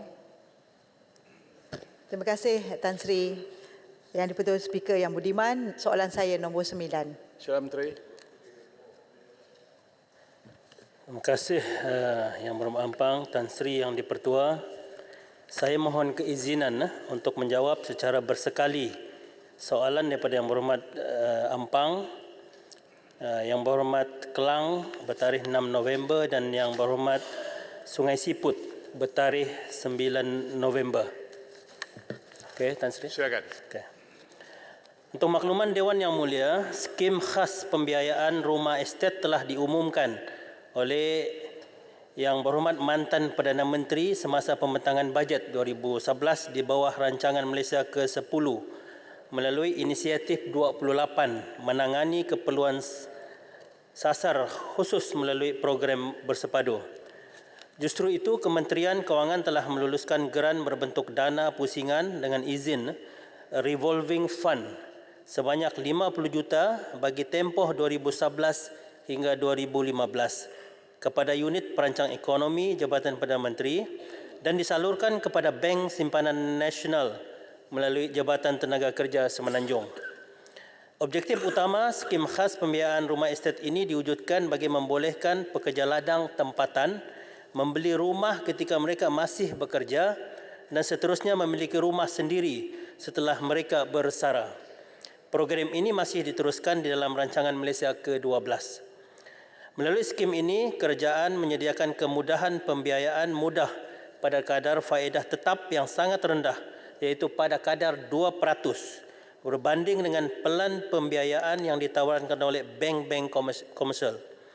Tempoh pembiayaan pula maksimum sehingga 35 tahun. Selain daripada itu, skim ini juga membenarkan pembiayaan 2 generasi. Skim ini turut menawarkan pembiayaan untuk membeli hartanah baru, pembelian rumah sub-sales atau rumah yang terpakai, dan pembinaan rumah sendiri. Buat masa ini, kerajaan masih belum mempunyai dasar untuk mewajibkan syarikat perladangan menyediakan apa-apa skim pemilikan rumah bagi memastikan pekerja-pekerja ladang yang bersara memiliki rumah sendiri. Walau bagaimanapun, Kementerian Sumber Manusia bersedia untuk bekerjasama dengan kementerian, jabatan, agensi dan syarikat-syarikat perladangan untuk merangka dasar perumahan perladangan bagi memberi keadilan dan peluang saksama kepada pekerja ladang untuk memiliki rumah sendiri. Sekian, terima kasih. Sila Ampang. Terima kasih Muhammad Menteri. Saya dapati apa yang dijelaskan tu amat baiklah. Rupanya kita dah ada satu skim khas ya, yang telah pun memperuntukkan 50 juta untuk pelaksanaan program ini. Tetapi saya rasa macam tidak ramai di kalangan pekerja ladang yang tidak tahu sebenarnya program ni ada. Jadi soalan saya kepada Menteri, apakah prestasi terhadap skim ini semenjak dinyatakan pada RMK 10 yang lepas sehingga kini, apakah prestasinya daripada 50 juta itu, sejauh mana berapa ramai yang telah pun memohon skim khas ini? Sila Menteri. Terima kasih. Soalan tambahan daripada PB Ampang. Tuan Yang di-Pertua, setakat 31 Ogos 2023, seramai 319 pekerja telah menyertai skim pembiayaan rumah estet dengan pembiayaan sebanyak 26.4 juta. Maknanya revolving fund tadi yang 50 juta itu yang baru dipakai hanya 26.4 juta. Jadi ada baki lagi yang tidak digunakan. Dan terdapat beberapa kekangan yang telah menyebabkan skim ini kurang mendapat sambutan di kalangan pekerja ladang tempatan. Antara kekangan tersebut adalah seperti berikut. Yang pertama, penawar rumah kos rendah yang tidak banyak. Ada rumah kos rendah itu tidak banyak dan melimitkan, mengekang daripada pekerja ini untuk membeli rumah kos rendah tersebut. Dan lokasi rumah kos rendah yang dibangunkan tidak berdekatan dengan tempat pekerjaan. Jadi jauh. Jadi itu pun menyebabkan pemilihan agak limited dengan izin. Dan juga keupayaan kewangan tidak melayakkan permohonan diluluskan. Mungkin dari segi gaji, pekerja tersebut tidak dapat dipertimbangkan oleh pihak bank. Jadi bagi mengatasi masalah ini, Kementerian Sumber Manusia melalui Jabatan Tenaga Kerja telah mengambil tindakan untuk mengkaji semula syarat dan had pinjaman bagi membolehkan lebih ramai pekerja ladang layak untuk memohon skim pembiayaan rumah estet ini. Walau bagaimanapun ianya tertakluk kepada kelulusan daripada unit perancang ekonomi. Sebagai contoh, sekarang ini hadnya hanya 150,000 saja. Jadi mungkin sudah tiba masa juga, sini berapa lebih puluh tahun sudah, kita perlu mengkaji semula had pembiayaan itu. Okey, sekian, terima kasih. Sila Maran. Terima kasih Tuan Sri Yang Bertua. Tuan Sri Yang Bertua, berbagai kemudahan disediakan oleh kerajaan terutama untuk pekerja-pekerja asing dan tempatan, termasuk skim perumahan di ladang-ladang. Saya ingat benda ini dulu. Tetapi hakikatnya pekerjaan 3D ini ataupun sektor 3D, dangerous, difficult, dirty ini, masuk dari ladang ini, tidak menarik minat pekerja-pekerja tempatan. Dan sedangkan banyak ruang-ruang ataupun faedah yang boleh mereka perolehi. Tapi jadi apakah langkah kerajaan dalam menaik taraf ataupun memperindahkan sikit lagi 3D ini, sektor 3D ini, supaya lebih menarik pekerja tempatan. Dan sebab itulah akhirnya pekerja asing yang banyak bekerja di 3D ini. Dan saya nak tahu berapakah aliran wang keluar daripada sektor 3D ladang ini ke luar negara. Terima kasih. Sila Menteri. Terima kasih YB Maran, walaupun lari sedikit daripada persoalan yang ditimbulkan, namun untuk makluman ini yang juga menjadi masalah yang berlaku bagaimana untuk kita mencari pekerja-pekerja ladang ini, sebab anak-anak generasi muda kita ini tidak berminat untuk bekerja di ladang, dan kebergantungan kita kepada buruh asing amat tinggi untuk sektor ini. Jadi ada beberapa cadangan yang cuba dibuat.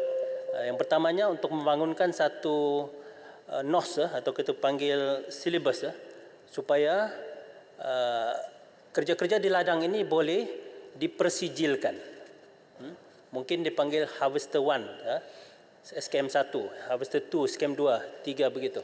Dan juga kita ada juga cadangan supaya ada flexi hours atau flexi week kepada anak-anak muda ini, supaya dia boleh bekerja. Kalau dia bekerja ladang sepanjang masa, mungkin dia akan agak membosankan. Tapi kalau dia boleh semacam pergi dalam sektor oil and gas, dia pergi hanya 2 minggu gitu, dan mungkin balik untuk kerja lain.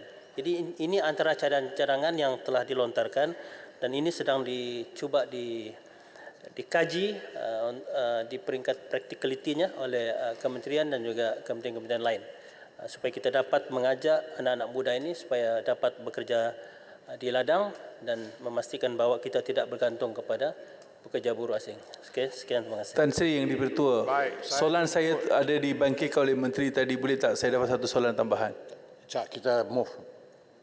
Terima kasih. Tuan Muhammad Sahir bin Cik Sulaiman, Bacuk. Terima kasih Tan Sri Speaker. Pantun ringkas, mari doakan Wabi Pandan segera sembuh. Mari jawabkan soalan saya nombor 10. Silakan, Tri. Ya, terima kasih kepada Bacok. Tuan Yang di-Pertua, untuk makluman ahli yang berhormat, antara inisiatif Kementerian untuk menggalakkan model pertanian pintar dalam industri pertanian negara, khususnya sektor padi dan kelapa sawit, bagi membantu petani dan beladang mengoptimalkan input dan memaksimumkan output di samping penghasilan data dengan pantas dan tepat, adalah seperti berikut. A. Menjalinkan kerjasama strategik dengan syarikat-syarikat swasta bagi membangunkan teknologi-teknologi pertanian berkaitan sektor padi. Sebagai contoh, KBKM bekerjasama dengan syarikat FGVIF dalam program Smart Sawah berskala besar Smart SPB bagi melaksanakan inisiatif beras wangi Fortify Field 3FR. Inisiatif ini adalah berkaitan penggunaan mikrob dan berapi dana bagi meningkatkan kesuburan dana yang secara langsung akan meningkatkan hasil, terutama di kawasan hasil rendah. Bagi menyokong usaha ini, KPKM turut membantu menyediakan maklumat yang mencukupi dan keperluan tentang rawatan dana yang diperlukan, serta pengimeskan hyperscape spectra dalam mengawal serangga berosak dan penyakit dengan berbagai peralatan. Sebagai contoh, stesen cuaca di kawasan Jelapang di bawah seliaan kawasan pembangunan pertanian bersepatu AITA seberang Perak memantau dan menyediakan berbagai data seperti tahap keasitan tanah, suhu, kelembapan, tekanan, kelajuan angin, arah angin dan juga hujan. B.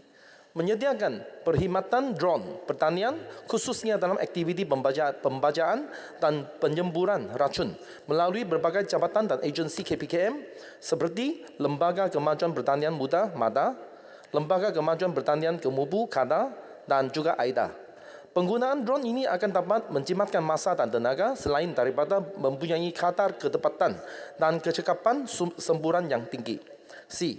Jabatan Pertanian Malaysia DOA menyediakan data berkaitan aktiviti tanaman secara real time menerusi penggunaan sistem aplikasi MACJAW yang berasaskan Geographic Information System GIS. Sistem ini akan menjadikan teknik dan amalan pertanian lebih efektif dan efisien yang merangkumi analisis data tanah, pemilihan jenis tanaman terbaik dan penggunaan tahap baja yang tepat dan bersesuaian. Dan D. Kerajaan tengah kerjasama para pemain industri membangunkan latang fizikal tanaman padi yang mengguna pakai teknologi berteraskan revolusi pertanian IR 4.0. Komponen lain yang terkandung di dalam model latang ini adalah termasuk sistem pengurusan latang yang dilengkapi sistem penderia atau sensor, mekanisasi dan otomasi perlatangan dan unit khas pengukuhan latang. Kini ia sedang dilaksanakan di bawah program Smart SPB dengan kerjasama syarikat peneraju seperti FGV Integrated Farming FGVIF di AIDA Seberang Perak dan AIDA Barat Laut Selangor. Sekian, terima kasih. Sila Bacok. Terima kasih Timbalan Menteri jawapan yang terperinci. Pada hemat saya, Tan Sri Speaker, penggunaan teknologi moden dan pertanian pintar ini masih lagi rendah di negara kita, termasuklah jika nak dibandingkan dengan negara jiran kita seperti Thailand, menyebabkan pelibatan usahawan tani muda yang berada pada skala yang kecil. Jadi soalan saya, apakah halangan utama? Apakah halangan utama terhadap pelaksanaan pertanian pintar ini secara berskala yang lebih besar? Adakah faktor modal, faktor tanah, faktor teknologi atau faktor penerimaan pesawah atau petani itu sendiri? Jadi apakah sasaran dan inisiatif di pihak kementerian? Terima kasih.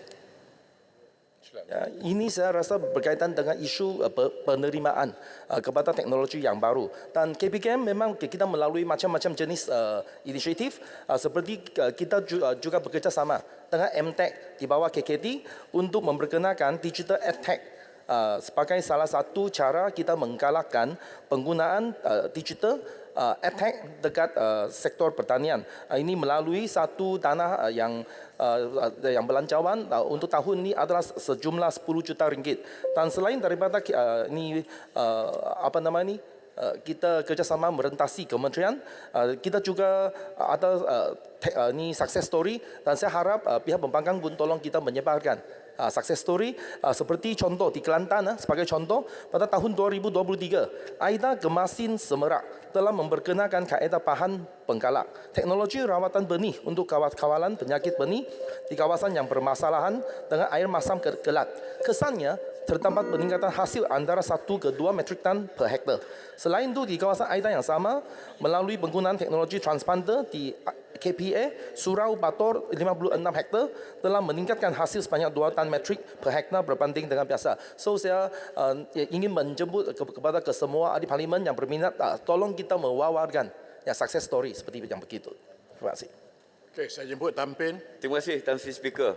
Umum mengetahui proses peralihan pertanian secara konvensional kepada kaedah pertanian pintar yang menggunakan teknologi adalah tidak mudah dan mengambil masa untuk merealisasikannya. Walau bagaimanapun, negara kita harus mencontohi Australia, China serta negara jiran iaitu Thailand dan Singapura yang melancarkan pelbagai inisiatif untuk mengintegrasikan teknologi pertanian pintar. Sehubungan dengan itu, saya ingin mengetahui adakah terdapat sebarang dasar yang telah diwujudkan oleh Kementerian berhubung pertanian pintar ini supaya dapat memandu sektor pertanian untuk beralih kepada pertanian pintar secara sepenuhnya, dan adakah terdapat sebarang dana atau grant yang diwujudkan oleh kementerian untuk membantu para petani beralih ke arah pertanian pintar dengan lebih mentas. Tan Sri Yang Dipertua, saya mengambil kesempatan, saya dengan rasa bangganya mengalu-alukan kedatangan pelajar tingkatan 6 SMK Tunku Abdul Rahman Gemas Tampin Negeri Sembilan. Harapan saya anak-anak pelajar akan berjaya dan suatu hari nanti menggantikan saya, insya-Allah. Terima kasih, Tan Sri Speaker. Terima kasih. Sila Menteri. Ya, terima kasih kepada Tampin. Okey, memang secara dasarnya KPKM Tampin tu. KPKM telah menjadikan agenda pemodenan dan pertanian pintar sebagai teras dasar pertama serta pembangunan bakat yang memenuhi keperluan industri sebagai teras dasar ketiga di bawah dasar agro makanan negara 2021 ke 2030. So, secara dasarnya memang sudah ada, dan dari segi penyediaan dana pun kita melalui berbagai program agropreneur muda ke, atau ini CAP ke, ini matching grant ke, dan seumpamanya, dan kita memang selalu kita memperbagaikan inisiatif dalam menggalakkan penggunaan teknologi yang moden tersebut. Seperti tadi yang saya akan terangkan, kita juga ada kerjasama merentasi kementerian. Kita juga melibatkan MTech di bawah KKT, dan juga ni Mosti pun menghasilkan benih, variety benih yang dikatakan boleh meningkatkan kepada 10 tan per hektar dengan teknologi atomik nuklear. So, ini pun di antara yang inisiatif yang kita sedang menjalankan, dan kita bukan kerja sebagai silo. Terima kasih. Baik, saya jemput Tuan Mazri bin Nasib Tenggara. Terima kasih Tan Sri Yang Dipertua. Datuk Seri Najib, suka nombor 11, soalan saya nombor 11. Sila Menteri. Bismillahirrahmanirrahim. Assalamualaikum warahmatullahi wabarakatuh. Terima kasih Tan Sri Yang Dipertua. Terima kasih YB Tenggara atas soalan.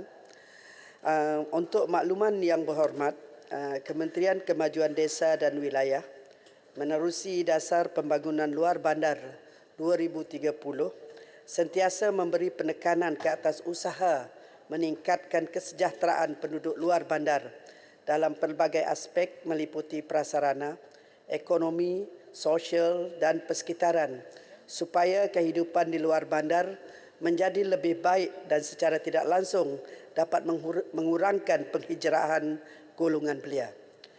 Antara program yang dilaksanakan oleh KKW untuk masyarakat luar bandar termasuk golongan belia adalah melalui pelaksanaan program-program ekonomi dan keusahawanan yang merangkumi program peningkatan pendapatan, program Desa Lestari, program Desa Mall, serta program-program bantuan keusahawanan di bawah MARA seperti program pecutan usahawan baru, program Startup Accelerated Program dan program usahawan muda. KKDW melalui RISDA dan Felkra Berhad dan juga Lembaga Kemajuan Wilayah turut melibatkan belia luar bandar dalam sektor pertanian dan penternakan supaya peluang pekerjaan dapat diberikan seperti pelaksanaan program tenaga kerja pekebun kecil, projek pertanian petani luar bandar dan projek agrotech desa. Selain pada itu, KKDW juga menawarkan peluang kepada peningkatan kemahiran yang memenuhi keperluan semasa seperti diaplikasikan bagi meningkatkan pendapatan dan taraf hidup masyarakat luar bandar khususnya melalui pendidikan dan latihan teknikal dan vocational ataupun dikenali sebagai TVET at KKDW. Terdapat sebanyak 280 institusi pendidikan TVET at KKDW di seluruh negara yang menawarkan 529 program pendidikan TVET. Terdapat 15 kluster bidang kemahiran yang diberi fokus oleh KKW, antaranya keusahawanan dan teknokeusahawanan, pertanian dan agriculture, elektrik dan elektronik, dan minyak dan gas. Di samping itu, KKW akan terus menyediakan infrastruktur dan prasarana yang lengkap yang mencukupi di luar bandar dalam menyokong pembangunan ekonomi dan mewujudkan persekitaran luar bandar yang kondusif. Pelaksanaan program-program kementerian ini dapat dilihat memberi impak positif berdasarkan dapatan daripada survei migrasi tahun 2022 Jabatan Perangkaan Malaysia (DOSM) menunjukkan bahawa tren aliran migrasi dalam negeri melibatkan luar bandar ke bandar semakin berkurangan, iaitu 3.8% pada tahun 2020 kepada 2.4% pada tahun 2022. Terima kasih, Datuk. Sekretariat Tenggara. Terima kasih Tan Sri Yang Dipertua. Terima kasih Yang Berhormat Menteri. Soalan utama saya, adakah terdapat sebarang kerangka dasar pembangunan yang dilaksanakan oleh pihak kerajaan bagi membantu penduduk luar bandar bagi membangunkan ekonomi setempat di sepanjang jajaran projek kereta api berkelajuan tinggi HSR Kuala Lumpur Singapura setelah ianya diumum dan akan dilaksanakan kelak dan dibiayai sepenuhnya oleh pihak swasta? Dan soalan kedua saya adalah apakah usaha kementerian untuk melakukan promosi outreach program segala perkara-perkara baik yang telah dilaksanakan ini untuk sampai ke kepengetahuan insan muda Malaysia terutamanya yang di luar bandar? Terima kasih. Terima kasih YB Tenggara atas soalan tambahan tadi. Untuk makluman Yang Berhormat, Kementerian Kemajuan Desa dan Wilayah melalui 10 Tras Dasar Pembangunan Luar Bandar 2030 yang merangkumi: yang pertama, ekonomi berdaya saing dan mampan; yang kedua, keusahawanan pemacu pembangunan ekonomi; yang ketiga, modal insan berkualiti; yang keempat, prasarana lengkap dan canggih; yang kelima, keunggulan generasi belia luar bandar; yang keenam, wanita luar bandar yang progresif; yang ketujuh, kehidupan luar bandar yang sejahtera; yang ke-8, sistem penyampaian dan takbir urus yang berkesan; yang ke-9, biodiversity dan alam sekitar yang mampan; dan yang ke-10, perumahan, pembangunan wilayah dan penempatan desa bersepadu. Sudah semestinya dasar pembangunan luar bandar ini akan mendukung pelaksanaan HSR, High Speed Rail, dengan memfokuskan kepada usaha kesejahteraan masyarakat. Pembangunan SR dilaksanakan bukan saja menyumbang kepada kepesatan ekonomi setempat, pemindahan teknologi, peluang pekerjaan, pendapatan tinggi, kemasukan tenaga pakar ke dalam negara dan aspek pelancongan. Dan perkara-perkara inilah akan mewujudkan ekonomi baru di sepanjang SR yang akan dapat membantu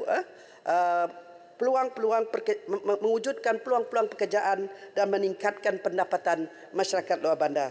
Dan secara tidak langsung ia akan mengurangkan migrasi luar bandar ke bandar. Dan soalan kedua, memang KKDW sentiasa mempunyai usaha untuk membuat engagement ataupun outreach bersama dengan pihak agensi kerajaan dan juga swasta dalam mempromosikan peluang-peluang pekerjaan dan juga perkhidmatan bagi membantu masyarakat luar bandar. Melalui TVET kita mempunyai usaha sama dengan JLC ataupun pihak swasta seperti DRB Highcom, Asia, MAS, Petronas, Shell, Gramuda Berhad, Sunway, Berjaya Corporation, Daikin Malaysia Berhad dan sebagainya.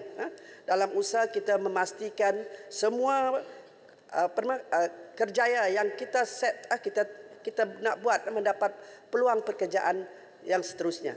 Di samping itu di bawah KKW kita juga mengadakan karnival keusahawanan, begitu juga karnival kerjaya yang kita buat di seluruh Malaysia bagi memastikan promosi perkhidmatan yang disalurkan oleh KKW diketahui dan dipenuhi oleh masyarakat luar bandar khasnya para belia. Terima kasih Datuk Ketua. Saya jemput Kepala Kerai. Terima kasih Tan Sri Yang Di-Pertua. Soalan saya berkaitan dengan isu yang dibangkitkan oleh Yang Berhormat Menteri tadi ialah antara faktor utama peningkatan migrasi belia khususnya dari luar bandar ke bandar adalah kerana peluang pekerjaan yang terhad bagi golongan tersebut. Kerajaan pernah menyatakan untuk menggunakan sebelum ini menggunakan pendekatan strategi lautan biru dan juga strategi lautan merah serta memperluas kerjasama antara agensi bagi menjayakan program memperkasa masyarakat luar bandar. Saya mohon kerajaan menjelaskan adakah strategi masih lagi terpakai secara terperinci dan juga menjelaskan secara terperinci strategi berikut dan apakah bentuk kerjasama yang telah dirancang bersama agensi yang berkaitan bagi mengatasi masalah peluang pekerjaan yang membelenggu golongan belia. Yang kedua ialah smart village dilihat salah satu kaedah untuk mencegah migrasi belia luar bandar ke bandar. Pada tahun 2019, Kementerian Pembangunan Luar Bandar telah memulakan program kepada 191 kampung dan difahamkan kerajaan berhasrat untuk meluaskan program kepada 15,000 kampung. Soalan saya, sejauh mana pencapaian program Smart Village ini dan berapakah jumlah desa pintar yang telah mencapai matlamat penubuhannya? Terima kasih Tan Sri Yang Pertua. Sila Menteri. Terima kasih YB Kuala Kerai. Berkaitan dengan usaha untuk memajukan ataupun mengurangkan kadar migrasi luar bandar ke bandar. Yang pertama yang perlu kita buat satu menyediakan landscape luar bandar yang kondusif yang dapat memberi peluang ekonomi dan juga peluang pekerjaan kepada semua kategori termasuk belia. Dalam hal ini KKW telah pun mengadakan pelbagai program. Antaranya salah satu yang disebut oleh YB Kuala Kerai tadi adalah Smart Village. Tetapi kita di KKW lebih memperkenalkannya sebagai Desa Lestari. Yang mana pembangunan kampung tersebut berdasarkan konsep koperasi. Berdasarkan orang kata engagement yang berkaitan dengan pembangunan sektor pertanian, sektor perniagaan yang boleh memberi peluang-peluang pekerjaan kepada masyarakat kampung dalam usaha menjana pendapatan kepada masyarakat kampung. Setakat ini kita ada 199 buah kampung yang telah kita jadikan kampung Desa Lestari dan alhamdulillah peningkatan yang ketara berlaku bukan saja dari sudut peningkatan pendapatan malah juga dari sudut peningkatan peluang pekerjaan. Dan untuk makluman yang berhormat, program ini masih lagi dalam pelaksanaan yang mana sasaran kita setiap tahun dalam lingkungan 7 ke 10 buah kampung seluruh negara dan insya-Allah kita akan orang kata kiatkan lagi dengan program-program lain sebab ini bukan salah satu program yang kita buat, banyak lagi program-program lain dalam usaha kita meningkatkan pendapatan dan juga kesejahteraan masyarakat luar bandar. Terima kasih Datuk Muhsin. Baik, saya jemput Datuk Rasul bin Wahid Hurul Terengganu. Terima kasih Ketua. Soalan ini berkaitan dengan lebuh raya. Sebelum tu saya rasa 2-3 hari lepas 3 orang muslimat PAS telah kemalangan lebuh raya di Utara Selatan. Di lebih baik kita hadiahkan Al-Fatihah kepada mangsa lebuh raya yang berhenti kereta untuk membantu mangsa lain dan dilanggar. Al-Fatihah.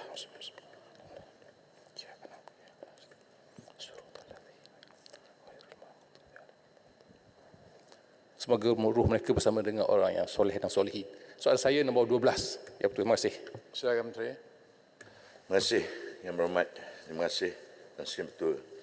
Untuk makluman Yang Berhormat, serpihan tayar lori yang berada di lebuh raya adalah berpunca daripada kegunaan tayar celup yang tidak mematuhi piawaian, mudah pecah dan tertanggal, dan kebanyakannya digunakan lori bermuatan berat untuk perjalanan jauh. Pihak Kementerian Kerja Raya melalui Lebuh Raya Malaysia LLM sentiasa prihatin terhadap keselamatan pengguna lebuh raya dan telah mengarahkan syarikat konsesi lebuh raya untuk membuat rondaan dengan lebih kerap bagi memastikan tiada objek atau halangan yang terdapat di atas lebuh raya, termasuk serpihan tayar lori demi keselamatan penggunaan lebuh raya.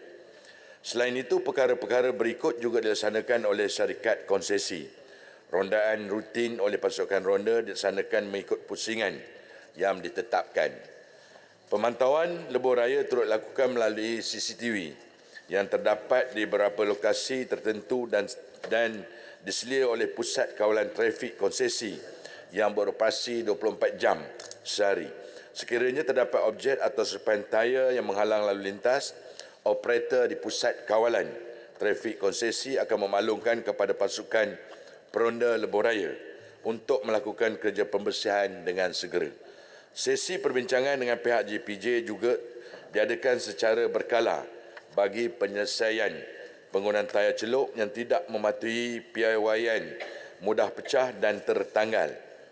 Syarikat konsesi juga melakukan kerja-kerja penyelenggaraan dan pembersihan lebuh raya secara berkala bagi memastikan lebuh raya bersih daripada sampah sarak dan selamat digunakan. Pengguna-pengguna juga digalakkan untuk membuat aduan halangan ataupun kerosakan lalu lintas dengan menghubungi talian hotline lebuh raya yang terlibat. Terima kasih. Tan Sri Ketua. Sila Hurul Terengganu.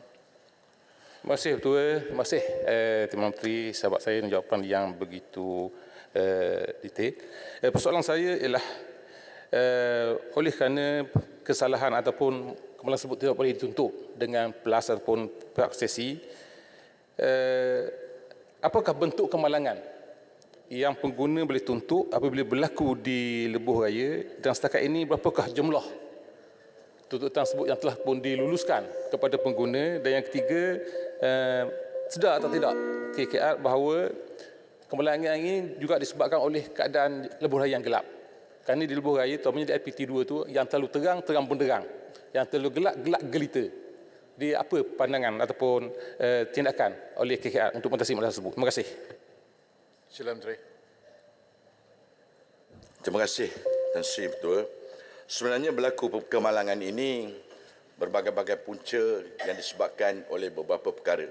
Ada ketikanya kalau kita melihat sendiri dari segi tuntutan tersebut, sudah pastilah kita melihat apakah sebenarnya yang berlaku disebabkan kemalangan itu. Ada kemungkinan kecuaian, ada kemungkinan mengantuk dan sebagainya.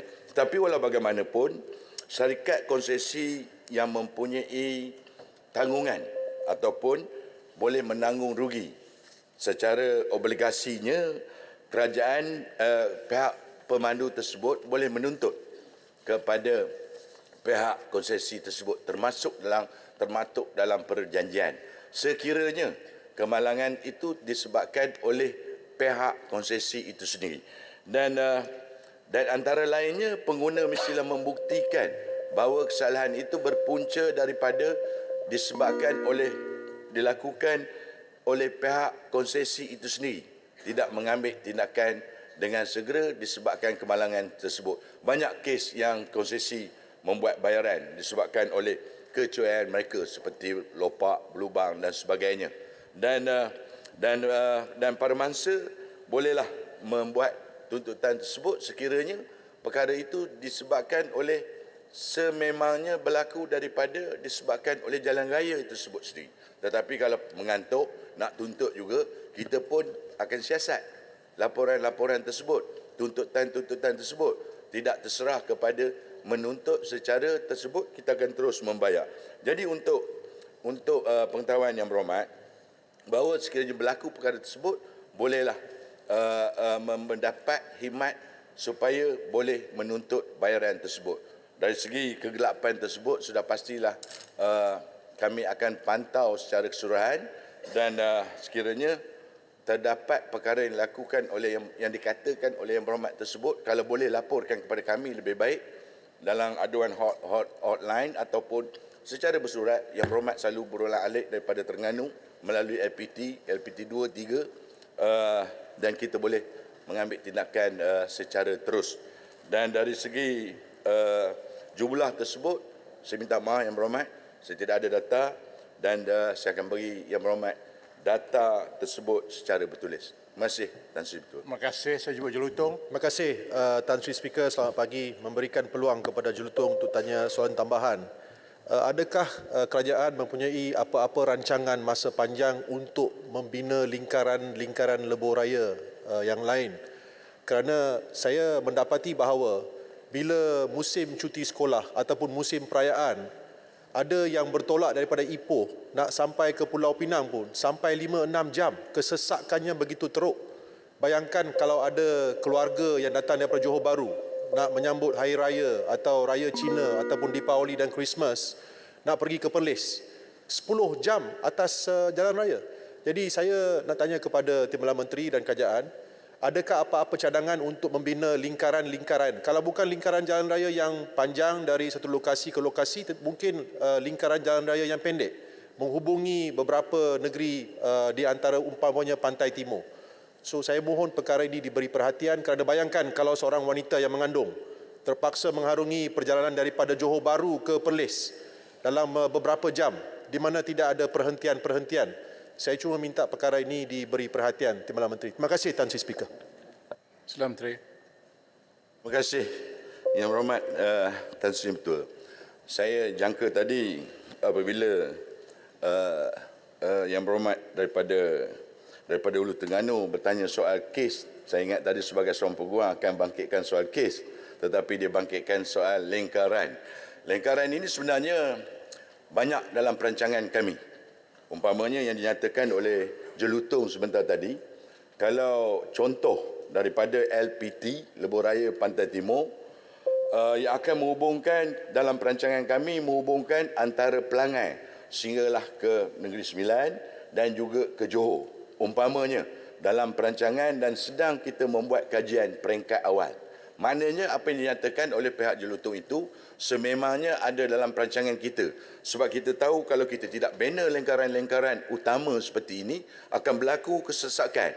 Saya tahu dari Johor, kalau hujung minggu ataupun musim perayaan, kalau dari utara lebih parah lagi sebenarnya, dia punya kesesakan jalan. Dan soalan 5 tadi sebenarnya sepatutnya saya jelaskan lebih lebar. Tapi ketidakhadiran rakan kita daripada kapal. Patutnya itu dari sebelah penerangan saya daripada sebelah utara.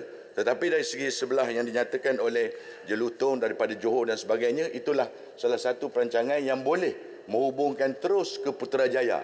Maknanya memendekkan perjalanan daripada Lebuh Raya ke Johor dan akan masuk ke Putrajaya dan sehinggalah ke beberapa lingkaran lagi yang kita sedang dalam perancangan dan sedang membuat kajian untuk kita laksanakan di masa-masa hadapan selepas ini. Terima kasih Yang Berhormat Jelutong.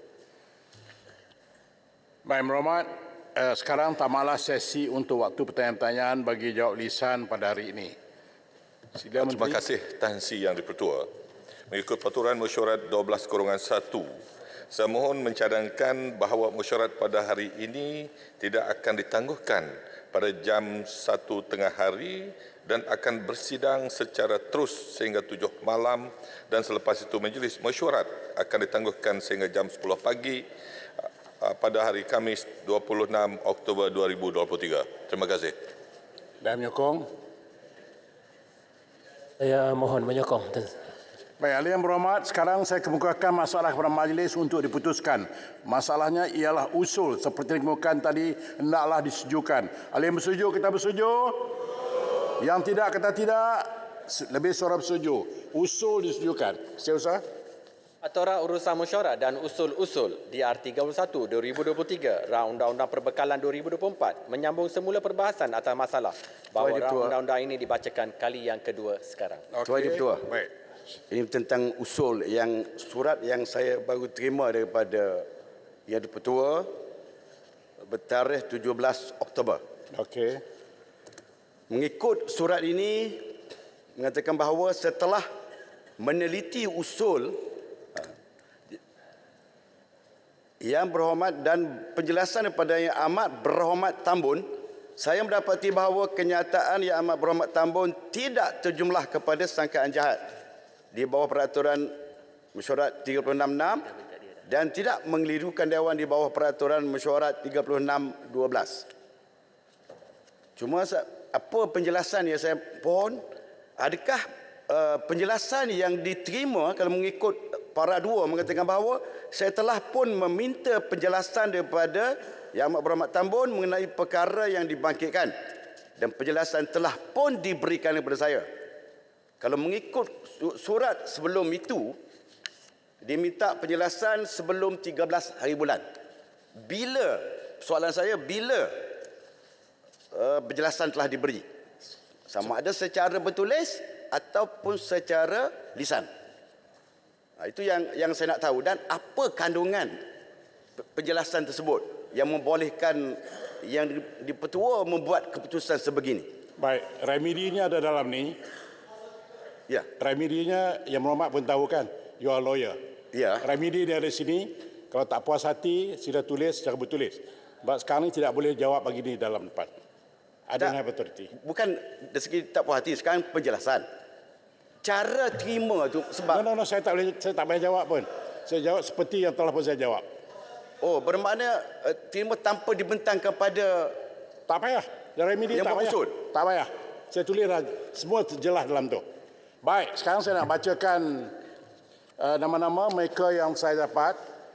Dan hari ini saya minta 26 orang ini. Saya akan bacakan satu. Yang Berhormat Mas Gading, Bagan Serai, Bukit Bintang, Padang Rengas, Jempol, Jasin, Batu Pahat, Serian, Kepala Batas, Stampin, Gerik, Simpang Renggam, Pasir Putih, Wangsa Maju, Gua Musang, Pulai, Bangi, Saratok, Kalabakan, Baling, Selayang, Kulim Bandar Baru, Baram, Dungun, Bentung dan Lawas. 15 minit setiap seorang. Dan saya mulakan dengan Mas Gading. Silakan. Terima kasih Tan Sri Speaker. Salam sejahtera dan salam perpaduan saya ucapkan kepada semua yang dimuliakan Tan Sri Speaker, barisan ahli-ahli yang berhormat dan semua yang berada di Dewan Yang Mulia ini. Terlebih dahulu, syabas saya ucapkan kepada Yang Amat Berhormat dan Perdana Menteri kita dan semua yang terlibat dalam penyediaan Belanjawan 2024 kali ini. Perkara pertama yang ingin saya bangkitkan adalah tentang kerjasama di antara Kerajaan Persekutuan dan Kerajaan Negeri dalam menjalankan tanggungjawab masing-masing. Kerjasama di antara Kerajaan Persekutuan dan Kerajaan Negeri sangat penting dalam menyampaikan dan melaksanakan segala perbelanjaan tahunan yang telah ditetapkan. Sarawak kali ini diperuntukkan sebanyak 5.8 bilion ringgit bagi tujuan perbelanjaan pembangunan. Walaupun agak kurang memberangsangkan, namun yang penting dalam hal ini adalah segala dana atau peruntukan bagi semua projek pembangunan yang telah diluluskan hendaklah digunakan sepenuhnya dengan efisien, efektif, telus dan sebaik-baiknya mengikut jadual seperti yang dirancang demi kebaikan rakyat. Di sini Mas Gading perlukan jawapan. Berapakah jumlah sebenar bagi perbelanjaan pembangunan bagi negeri Sarawak dari tahun 2020 hingga hari ini berbanding dengan jumlah perbelanjaan pembangunan yang telah diperuntukkan? Sebab masih banyak projek-projek yang telah diluluskan tetapi ada yang belum dimulakan, ada yang tertunda, dan yang paling membingungkan dan menimbulkan keraguan adalah bila ada projek-projek yang kononnya sudah pun diluluskan pada RMK 11 tetapi sehingga ke hari ini masih tidak jelas statusnya. Sebagai contoh, projek Jambatan Selampit dan projek Jalan Kendai. Jika boleh, bukan setakat suara tetapi jeritan marah penduduk di sana yang mana sudah dijanjikan kemudian diluluskan dalam RMK 11, namun sehingga hari ini masyarakat madani di sana masih ternanti-nanti. Projek tak mula lagi, jambatan dijanji, JT diberi. Tidakkah tipu namanya ini? Jadi saya mohon sekali lagi penjelasan daripada menteri sendiri, apakah status terkini bagi dua projek ini, Jambatan Selampit dan Jalan Kedai. Tuan Yang di-Pertua, semangat kerajaan perpaduan yang kita ada pada hari ini wajar kita semai dan serap dalam setiap lapisan pengurusan dan pentadbiran negara. Tanpa mengira perbezaan politik, saya menyeru agar kerjasama di antara kerajaan pusat dan kerajaan negeri, malah kerajaan tempatan serta agensi-agensi pelaksana yang berkaitan perlu diselaraskan, ditentu ukur dan diperkukuhkan agar segala manfaat yang dirancang oleh kerajaan untuk rakyat dapat dicapai. Tuan Yang di-Pertua, perkara kedua yang ingin saya sentuh di sini adalah tentang SCORE ataupun Sarawak Corridor of Renewable Energy yang merupakan salah satu daripada 5 koridor pembangunan ekonomi yang diwujudkan oleh Kerajaan Persekutuan Malaysia sebagai sebahagian daripada rancangan untuk merangsang pertumbuhan yang diterajui melalui pelaburan di kawasan luar bandar Sarawak. Apabila lebuh raya Pen Borneo siap nanti, apakah rancangan kerajaan melalui Regional Corridor Development Authority Rekoda untuk mempergiatkan dan meningkatkan lagi ekonomi rakyat khasnya dalam industri ternakan, industri ekokultur dan industri pelancongan? Adakah kerajaan berhasrat untuk memperluaskan lagi fungsi SCORE kepada pelbagai jenis pertanian selain sawit, memandangkan Sarawak mempunyai potensi yang sangat tinggi dalam industri pertanian yang mampu membantu dalam meningkatkan security bekalan makanan negara? Oleh itu, saya cadangkan kepada kerajaan hari ini untuk mempertimbangkan potensi yang ada di kawasan Mas Gading. Kajian serta perancangan perlu dibuat bagi mengoptimumkan potensi setia ada di kawasan Mas Gading agar hasilnya nanti dapat jadi penyumbang kepada industri serta bekalan makanan negara kita. Tuan Yang di-Pertua, dengan mengambil kira faktor perpindahan ibu kota Indonesia ke Kalimantan kelak, Mas Gading merupakan salah satu lokasi pembangunan yang perlu diberi perhatian. Terletak di bahagian paling selatan negeri Sarawak, bersempadan dengan Kalimantan dan berhampiran dengan pesisiran pantai, menjadikan Mas Gading sangat strategik. Malah melalui kompleks custom, immigration dan kuarantin CIQ Biawak, Mas Gading juga merupakan salah satu laluan utama bagi Malaysia Indonesia di selatan Sarawak. Dikukuhkan lagi dengan siapnya lebuh raya Pen Borneo nanti, Bandaraya Kuching akan menjadi semakin dekat dan saya percaya dengan perancangan yang cepat dan tepat, lebih banyak peluang pembangunan ekonomi mampu ditarik dan bagi merancangkan lagi pembangunan bahagian selatan negeri Sarawak. Mohon dipertimbangkan perancangan pembangunan bagi kawasan Mas Gading. Seterusnya, Tuan Yang di-Pertua, isu beras, isu yang paling deras dibahaskan kali ini. Jelas betapa kritikalnya isu tentang masalah harga serta... Yang Muhammad, sebentar. Yang Muhammad Menteri ada mesyuarat ke ujung sana. Kalau perlu di luar, kita hormat orang yang berucap. Silakan.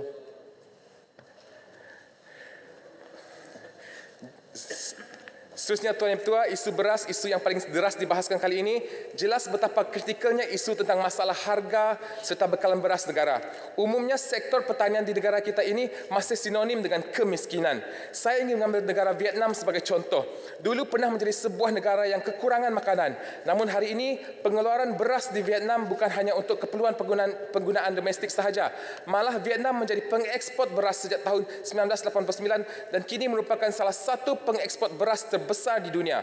Kementerian Pertanian dan Pembangunan Luar Bandar Vietnam juga telah meluluskan satu pelan tindakan untuk melaksanakan The National Strategy on Green Growth ataupun Strategi Nasional Pertumbuhan Hijau pada tahun 2021-2030 bagi meningkatkan kualiti pertumbuhan, nilai tambah, daya saing dan pembangunan mampan di samping mengurangkan pencemaran dalam pengeluaran pertanian dan di kawasan luar bandar dan menggalakkan kecekapan tenaga ke arah peneutralan karbon menjelang 2050. Persoalan saya ialah, adakah kerajaan berhasrat untuk mengambil langkah yang sama?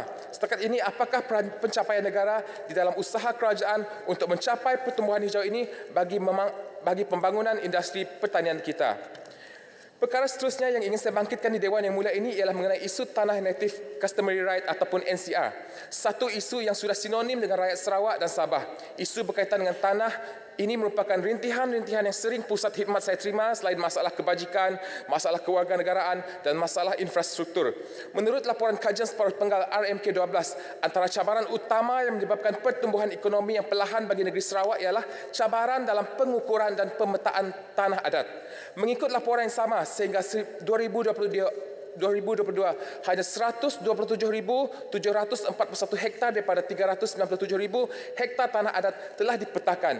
Saya ingin tahu apakah rancangan ataupun langkah-langkah di bawah Belanjawan 2024 ini untuk mempercepatkan lagi proses pengukuran, proses pemetaan dan proses pengeluaran sijil hak milik tanah NCR bagi rakyat Sarawak bagi tempoh 2 tahun selanjutnya.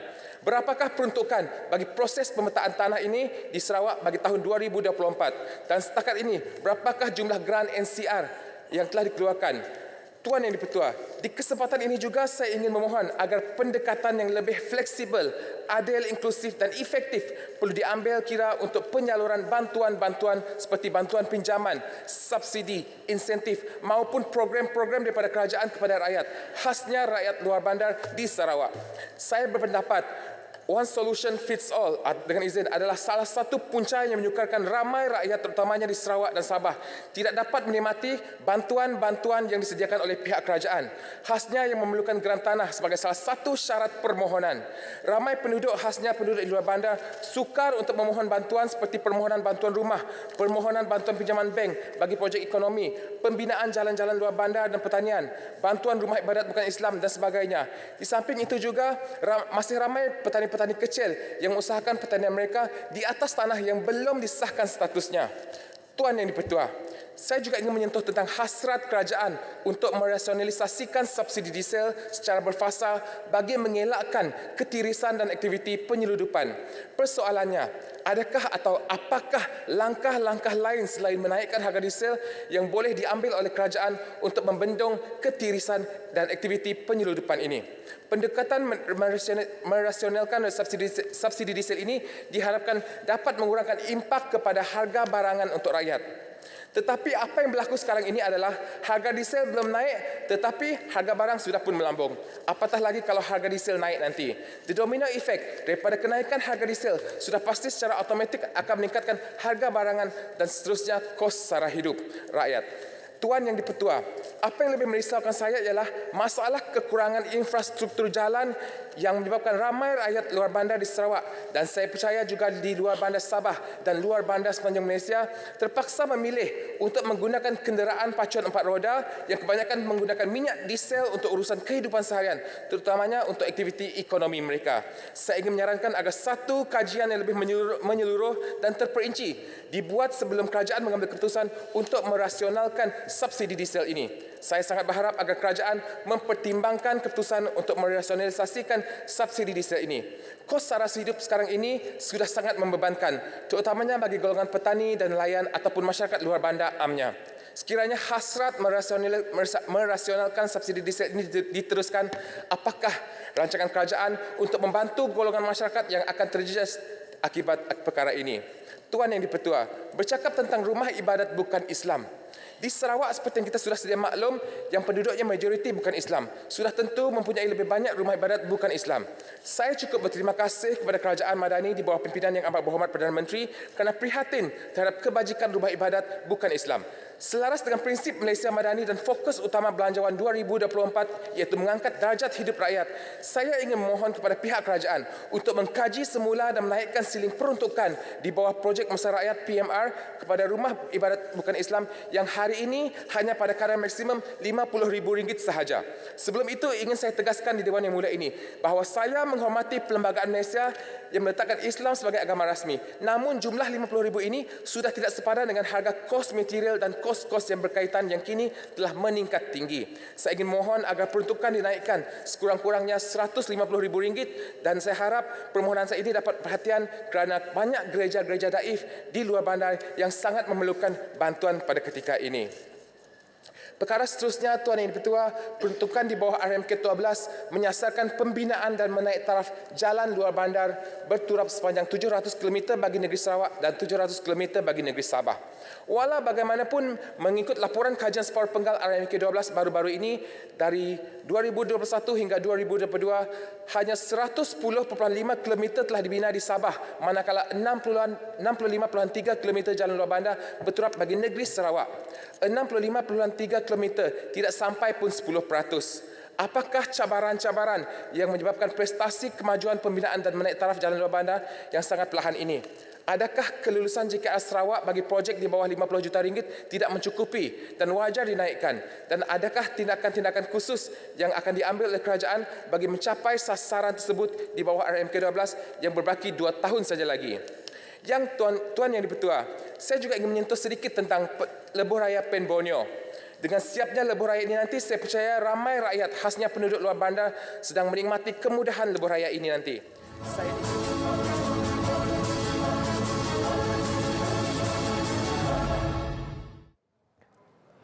Baik, bertemu kembali langsung dari Parlimen bersama saya, Carol Hafiz Yunus, dan sudah kita melihat beberapa persoalan awal telah pun dijawab dalam aturan urusan mesyuarat dan sudah pun selesai dan diteruskan kepada aturan urusan mesyuarat berikutnya dan juga usul-usul. Sebelum saya meneruskan kepada aturan urusan mesyuarat dan juga usul-usul yang digariskan itu, menyambung semula perbahasan berkenaan dengan rang Undang-Undang Perbekalan 2023, saya ingin memberi jawapan yang kita sempat lihat dan juga dengar pada pagi ini. Antaranya soalan pertama berkenaan dengan meningkatkan kemahiran ataupun penglibatan para belia dalam bidang keusahawanan, pertanian dan sebagainya. Antara jawapan yang kita terima adalah berkenaan perkara ini yang dijawab oleh Menteri Pertanian dan Keterjaminan Makanan, iaitu antara yang dilakukan adalah latihan dan infrastruktur, iaitu program latihan kemahiran pertanian kebangsaan ataupun disebut sebagai PLKPK yang merangkumi 10 bidang, iaitu tanaman, akuakultur, air tawar, akuakultur marin, perikanan sehinggalah kepada padi, pemasaran dan juga penyelenggaraan